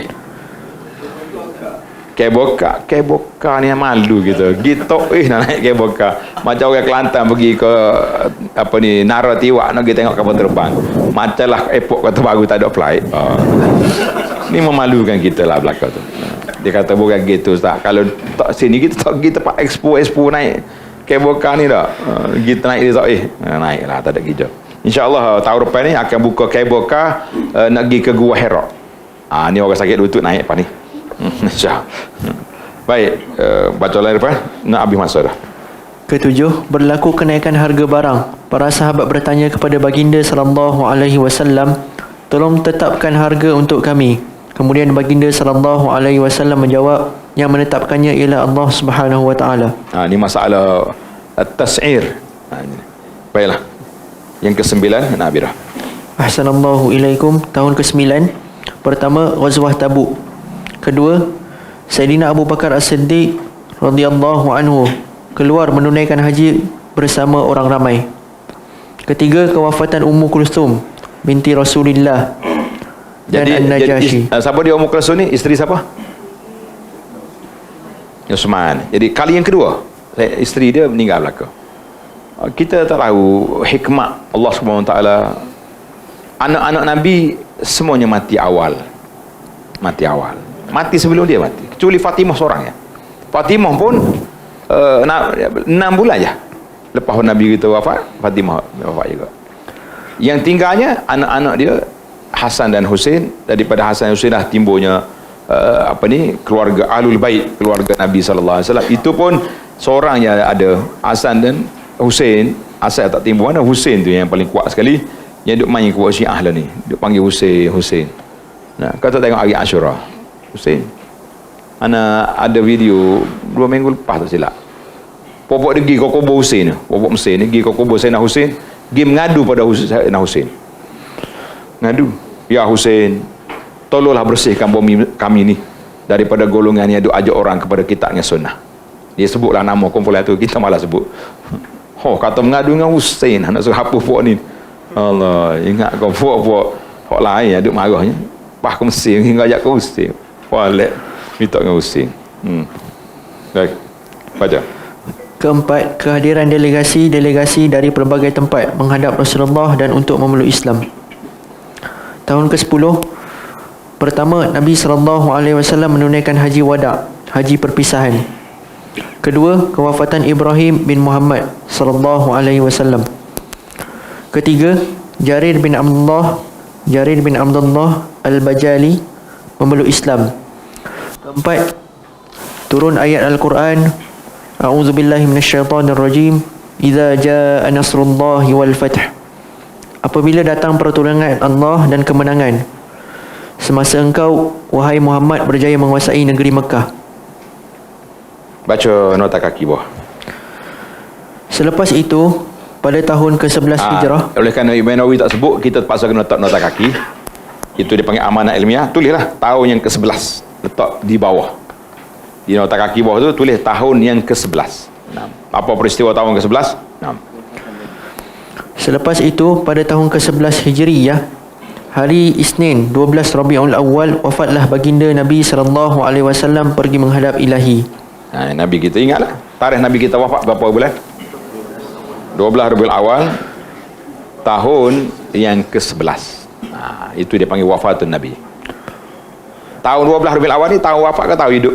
Tahun lahir 12 Rabiul Awal. Wafat 12. Lahir macam-macam tahun ada, macam-macam tarikh ada. 9 ada, tu ada, tu ada. Jadi kita kata itulah tarikhnya ada 11 apa ni? 11 tahun Nabi kita SAW berada di Madinah. Baik, sekarang ni kita nak ambil tajuk-tajuk besar je.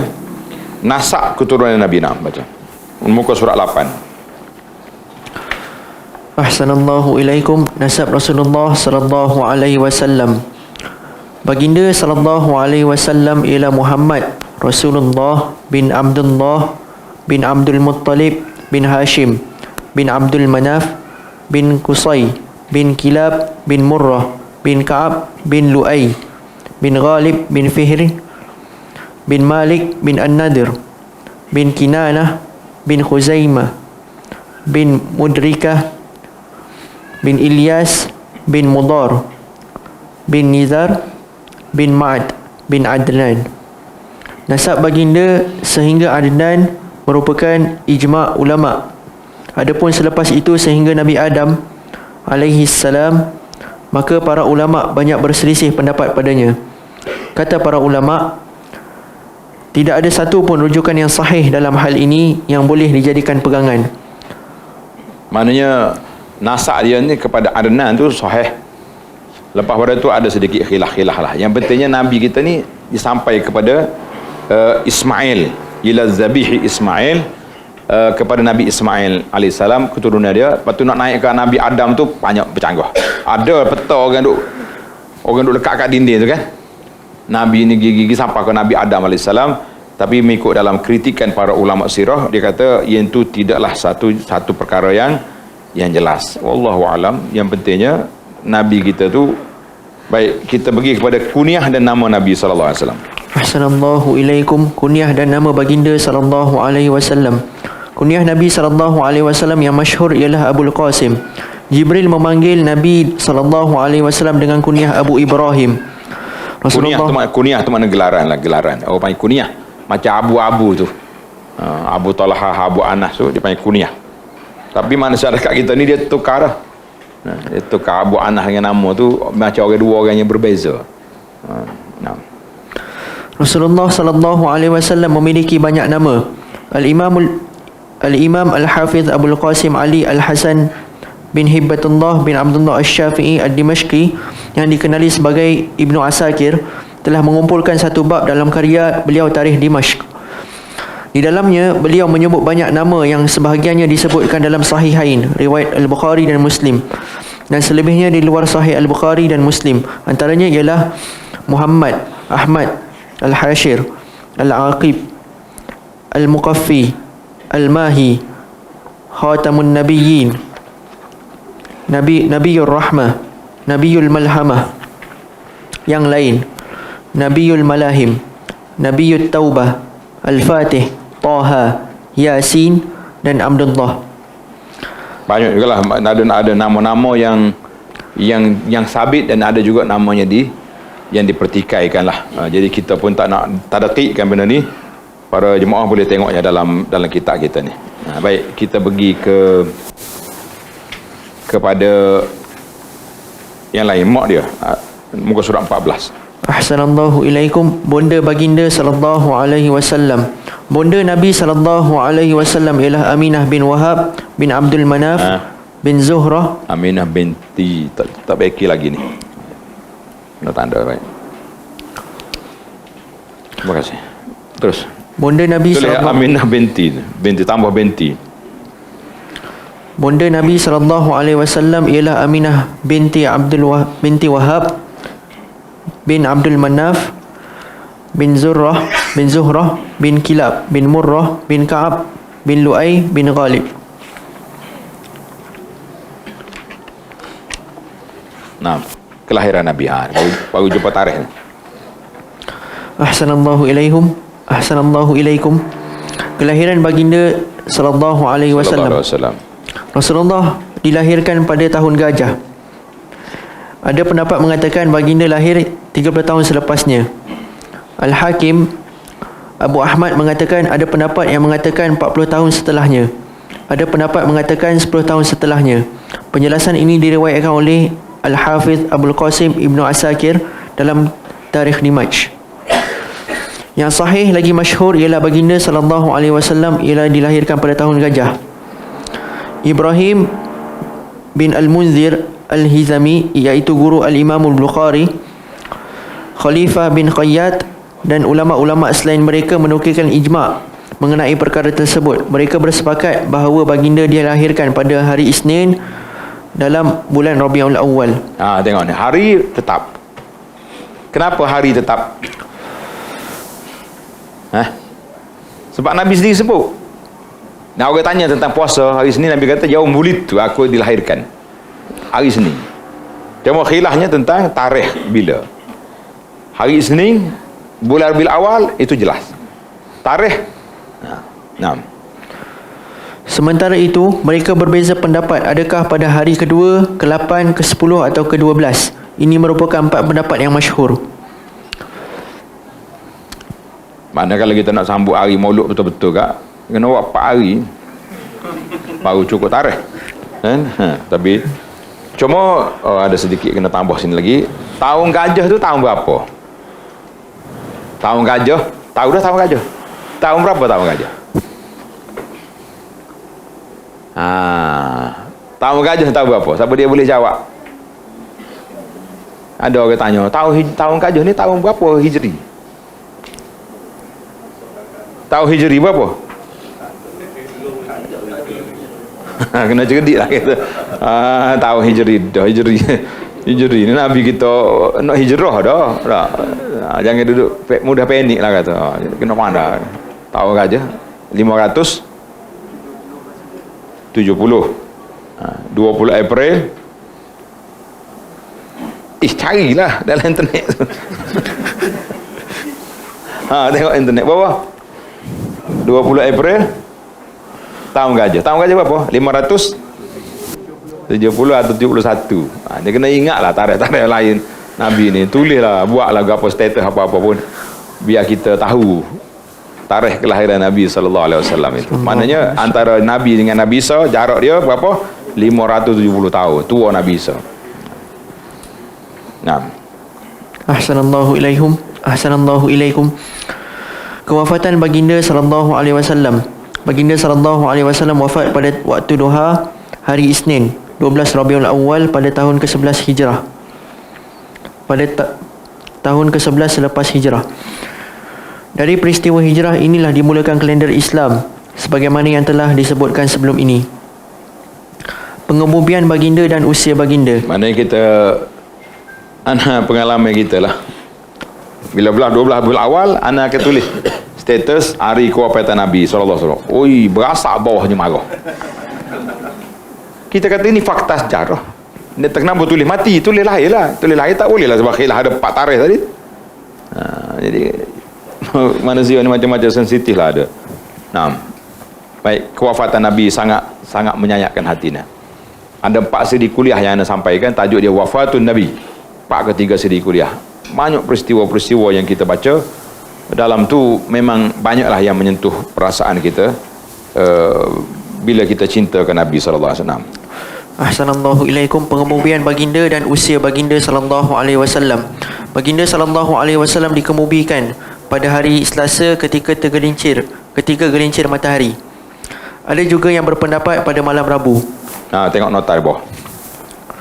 Ibnu Katsir 26. Berkata Al-Hafiz Ibnu Katsir, yang sahih adalah baginda berada di atas katil baginda pada hari Isnin yang berbaki sepenuh hari Selasa sehinggalah dikafankan pada malam Rabu. Beliau menambah lagi, dikebumikan malam lah. Mana Ibnu Katsir mentarjihkan malam tu. Beliau menambah lagi, sesungguhnya pengebumian baginda sallallahu alaihi wasallam pada malam Rabu adalah pendapat yang dinyatakan oleh ramai para ulama yang terdahulu dan terkemudian. Al-Bidayah wan Nihayah. Rasulullah sallallahu alaihi wasallam meninggal ketika berusia 63 tahun. Ada yang berpendapat ketika usia 65 tahun. Ada juga yang mengatakan 60 tahun. Namun pendapat pertama yang lebih sahih dan masyhur. Ketiga-tiga pendapat itu disebutkan di dalam kitab As-Sahih. Jadi kenapa berlaku? Macam tadi cerita Umar Ibn Umar ni kan, analisa dia, kenapa 63, 65. Jadi yang masyhur sekalinya 63 tahun. Analisa tu banyaklah, cuba tengok kat bawah tu. Sekarang ni kita pergi terus ke pengebumian Nabi SAW. Diriwayatkan baca 18. Teruskan. Diriwayatkan bahawa Nabi SAW dilahirkan dalam keadaan telah berkhatan dan telah terputus tali pusatnya. Ini masyhur lah kalau kita baca dalam kitab kita berzanji ke contohnya. Maqtu'as surrati. Kita jangan baca terkalu berzanji kita hafal. Ada pun tengok ni. Khitan tak khitan tu ada khilaf di bawah tu. Pendapat yang mengatakan dia dah khitan ke tak khitan lagi. Ataupun nenek atuk dia yang khitankan. Jadi tak apalah. Bagi anak lah benda-benda yang teknikal kecil-kecil itu tak sedut perbahar banyak lah. Khitan-khitannya lah. Benda yang baik kita nak pergi ke pengebumian Nabi SAW. Habis dah. Habis dah kan. Kita pergi hal lain pula lah. Ni.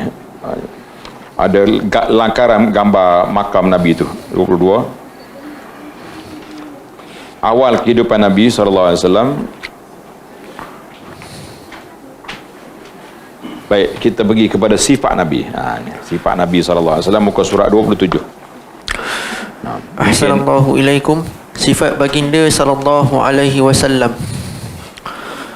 Baginda tidak terlalu tinggi dan tidak terlalu pendek, tidak putih melepak dan tidak gelap. Rambut baginda tidak kerinting dan tidak lurus terurai.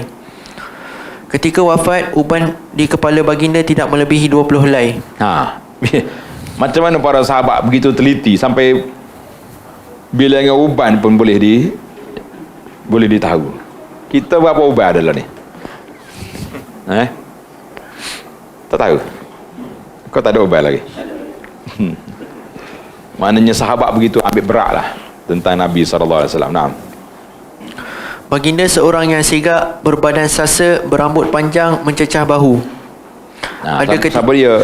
Siapa dia hak dah ambil rambut panjang ni sampai sini ni? Dia panggil Jummah ni. Pernah buat? Malaysia ni kalau buat jadi rock lah tak? Ustaz rock dia panggil tu. Walahanya ada pernah Nabi kita buat, tapi boleh diurus Malaysia ni tak jadi. Coba tu kalau rambut orang Arab, lah ni pun panjang lagi. Berkotak rambut dia kepulah gitu. Oh, kalau dia mari umrah ni kak, boleh tengok. Tapi Masya Allah, tabarakallah, lepas dia tahallul semua botak licin. Kita orang Melayu ni gigi rambut pendek, kelik rambut pendek juga. Sayang ke rambut. Akhirnya tidak apa ni? Tidak terasa sunnah tu. Cukur tu ibadat dalam umrah dengan haji. Bukan cukur kerana benda bola.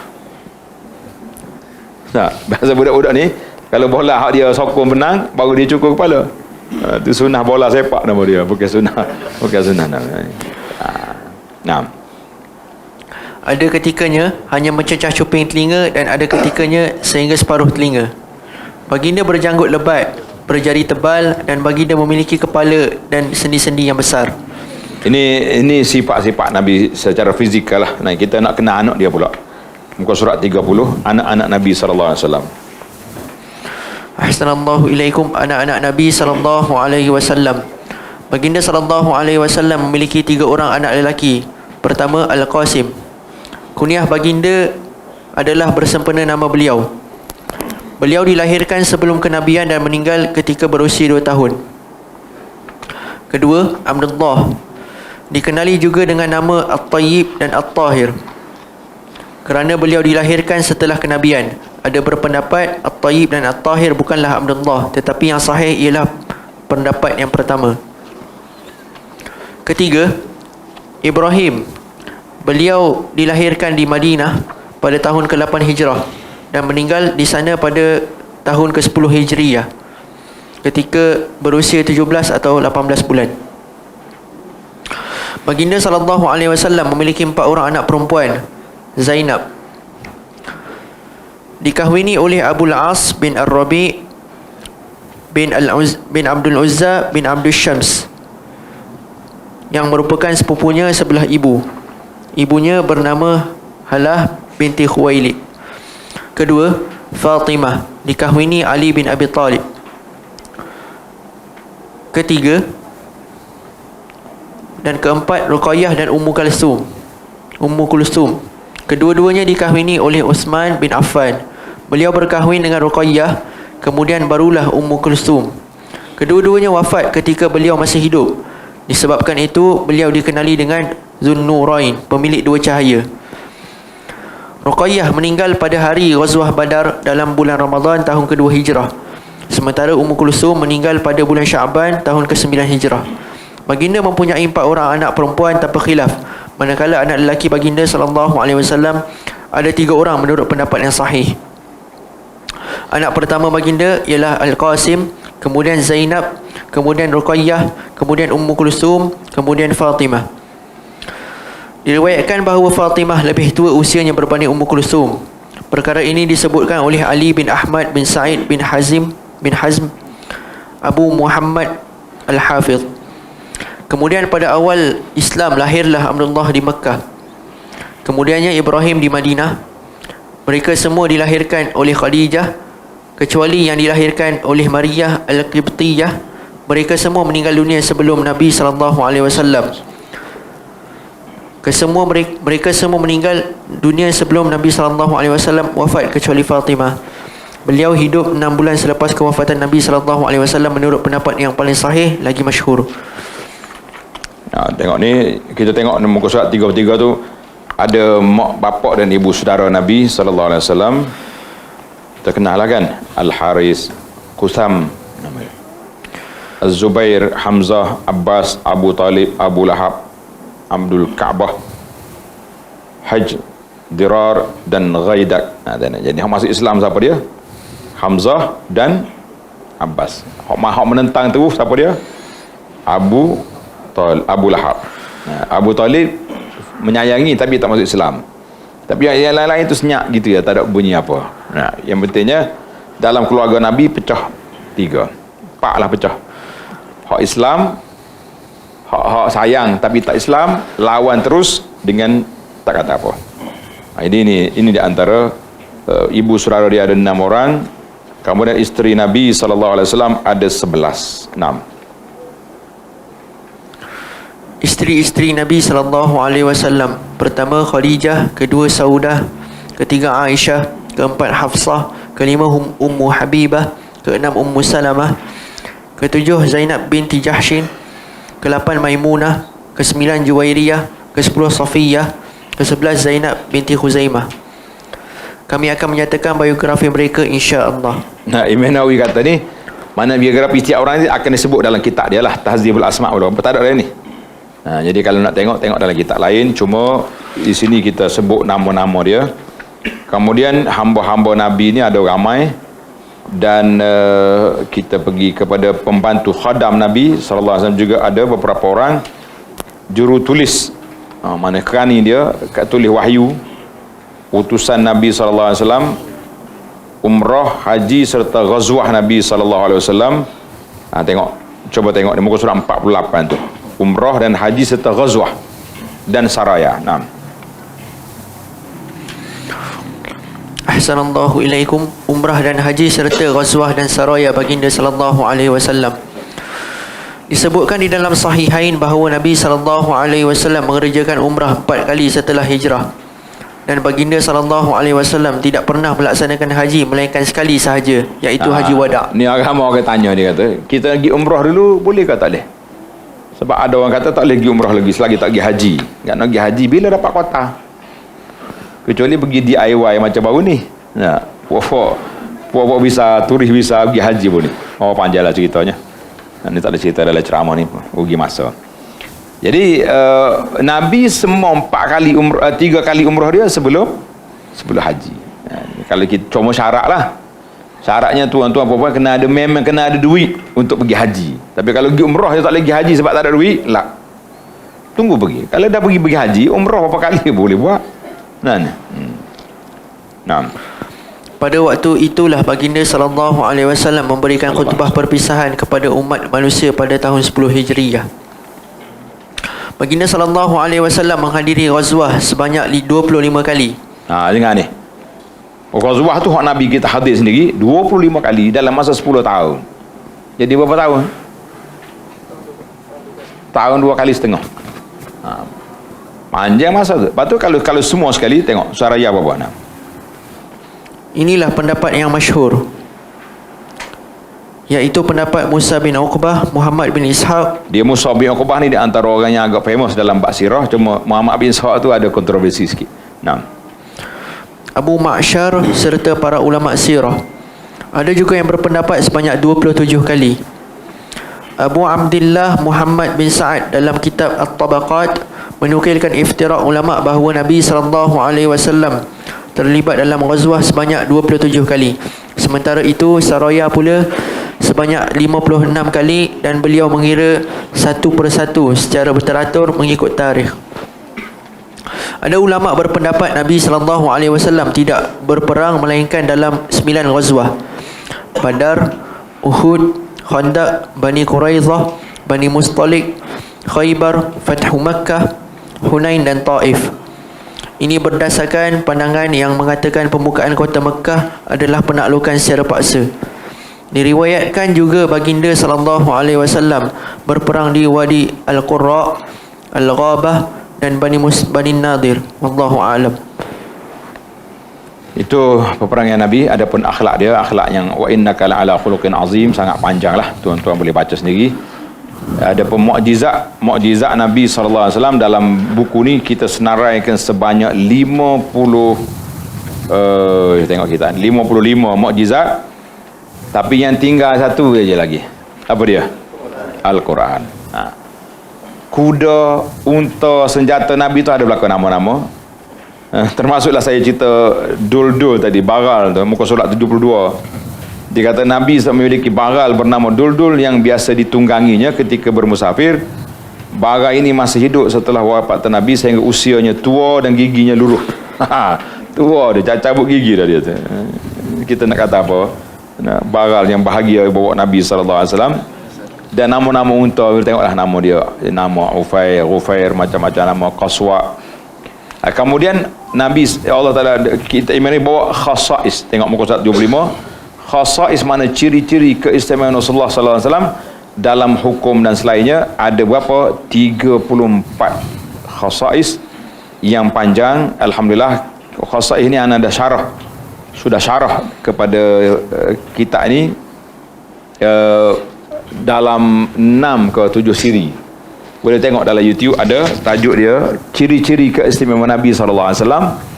Kalau nak cari yang pendek, yang sahih, yang jelasnya, buku 41 kelebihan Nabi SAW. Ada ke buku tu? Ada dalam belakang. 41 kelebihan Nabi ni kena baca. Semalam anda baca 10 ya. Sempat baca di Masjid Al-Manah semalam 10 bacaan. Nanti kita sambung lagi. Ada 41 semua sekali. Jadi Alhamdulillah, dengan itu secara ringkasnya tamatlah perbincangan kita, insya-Allah. Dan di akhir buku ni saya tambah tentang tanda cinta Nabi ni. Buku surat 109 itu bukan Nawawi, ini tambahan daripada penterjemah. Sebab nak lengkapkan perbincangan, kita tambah sini bukti dan tanda cinta terhadap Rasulullah sallallahu alaihi wasallam. Ada 10 perkara yang tuan-tuan dan puan-puan wajib kena semak.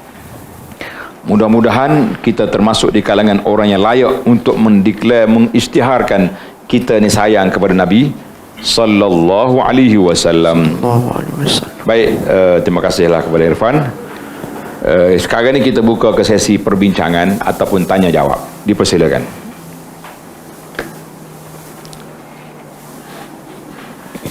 Dah, fadhil. Sallallahu.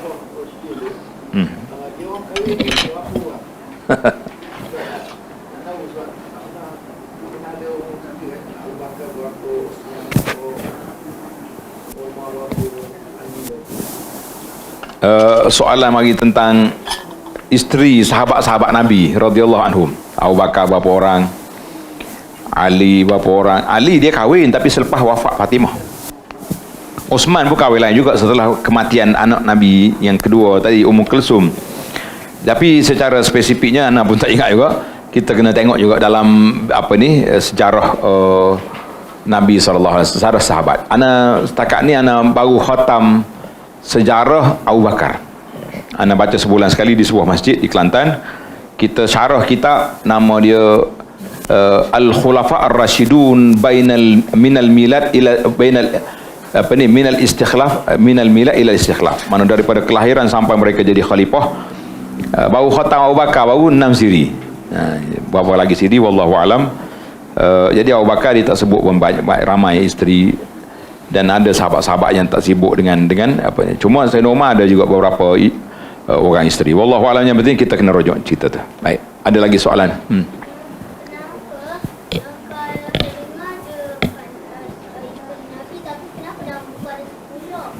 Yang mana? Sallallahu alaihi wasallam. Ada 10 tapi yang Salimah ada 4. Tapi kenapa Salimah 10? Lah, bukan 10, 11. Tengok dalam buku. 11. 11 tu isteri Nabi, bukan 4. Isteri dia ada 11 orang. 4 orang itu Abu Talha.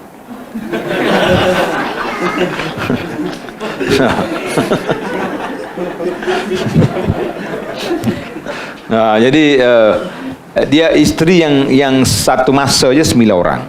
Macam Sayyidah Khadijah wafat sebelum Nabi kita hijrah. Dia dua isteri Nabi kubur dia di Mekah, iaitulah Khadijah di Ma'lah dengan Maimunah dalam 20 km jalan lagi ke Madinah. Yang lain 9 orang tu satu tempat je dalam kubur Baqi'. Satu tempat, dia tak satu tempat. Silakan, ada soalan? Ya? Taif ada. Yang ada di Taif tu kubur Ibnu Abbas. Mana? Bukan Taif tu. Jalan lagi Mekah. Jalan lagi ke Madinah. Daripada Mekah ke Madinah lebih kurang dalam 20 kilo lebih sikit. Sebelah kiri itu biasa bah akan berhenti tu. Dia tunjuk, dia kata ini makam Sayyidah Maimunah. Maimunah isteri Nabi, dia meninggal di situ. Ada lagi soalan?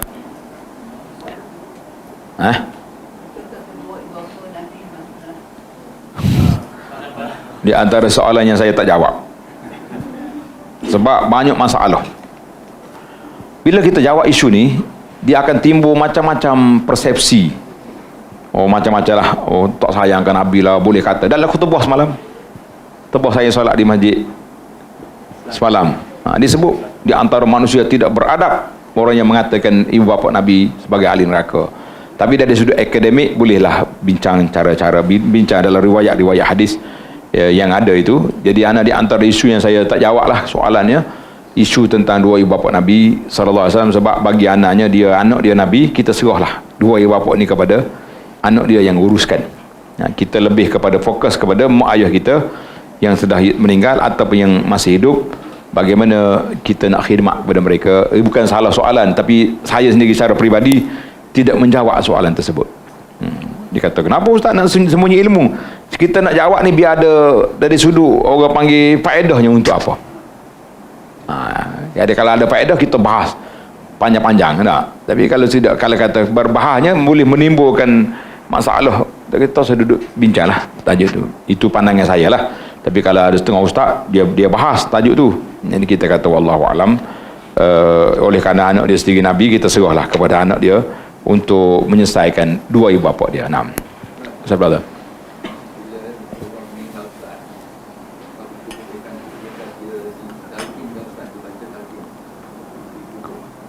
Itu masalah khilaf, termasuk dalam beberapa belah perkara yang telah dikeluar oleh pejabat agama yang tidak boleh lagi dianggap sebagai benda yang khilaf. Ada mazhab baru ni tak ada khilaf dah waktu tu, beberapa perkara ni.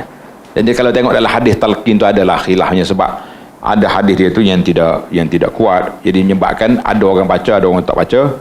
Jadi kita mengatakan, sebab itulah setengah ustaz kita ni, daripada dia baca talqin kepada orang mati, dia talqinkan kepada orang hidup.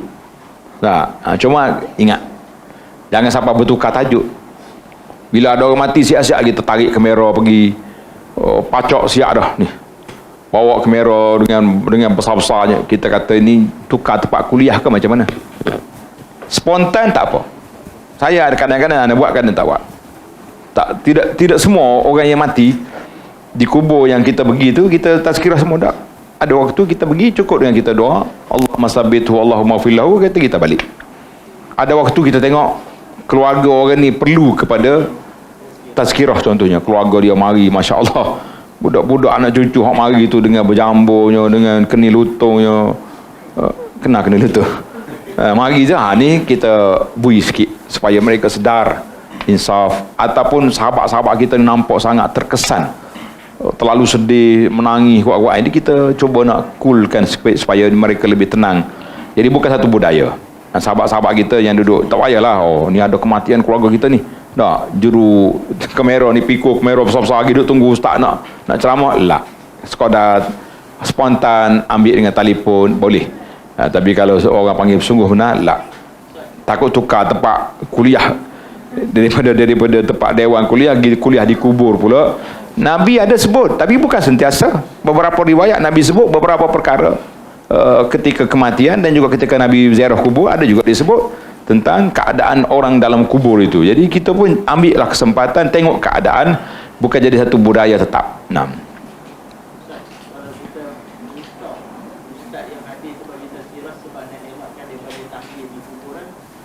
Eloklah juga, salah satu daripada orang panggil maslahah atau siasah syariah tu.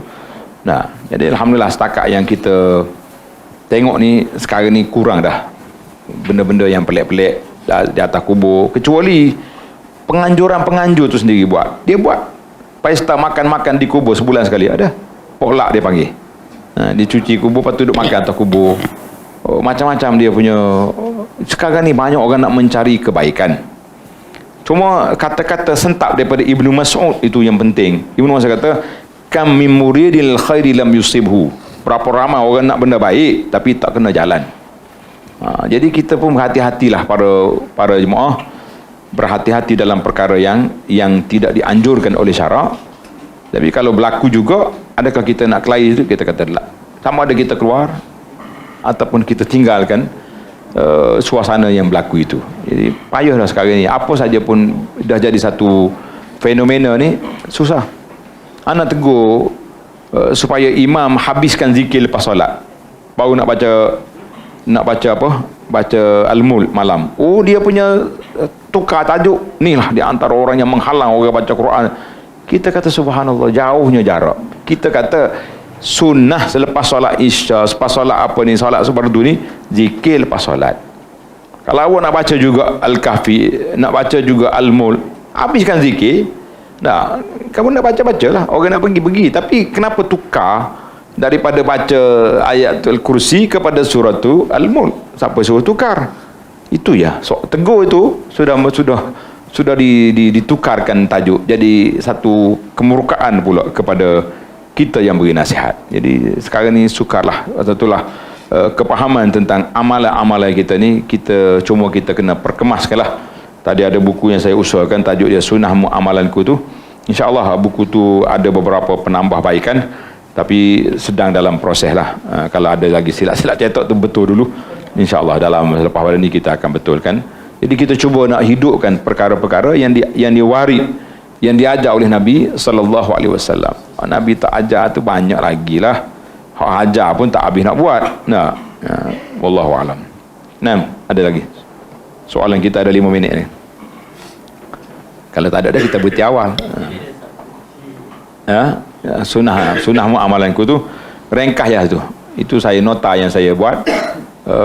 Dan ada lagi lah beberapa tambahan, insya-Allah kita akan perbaharui.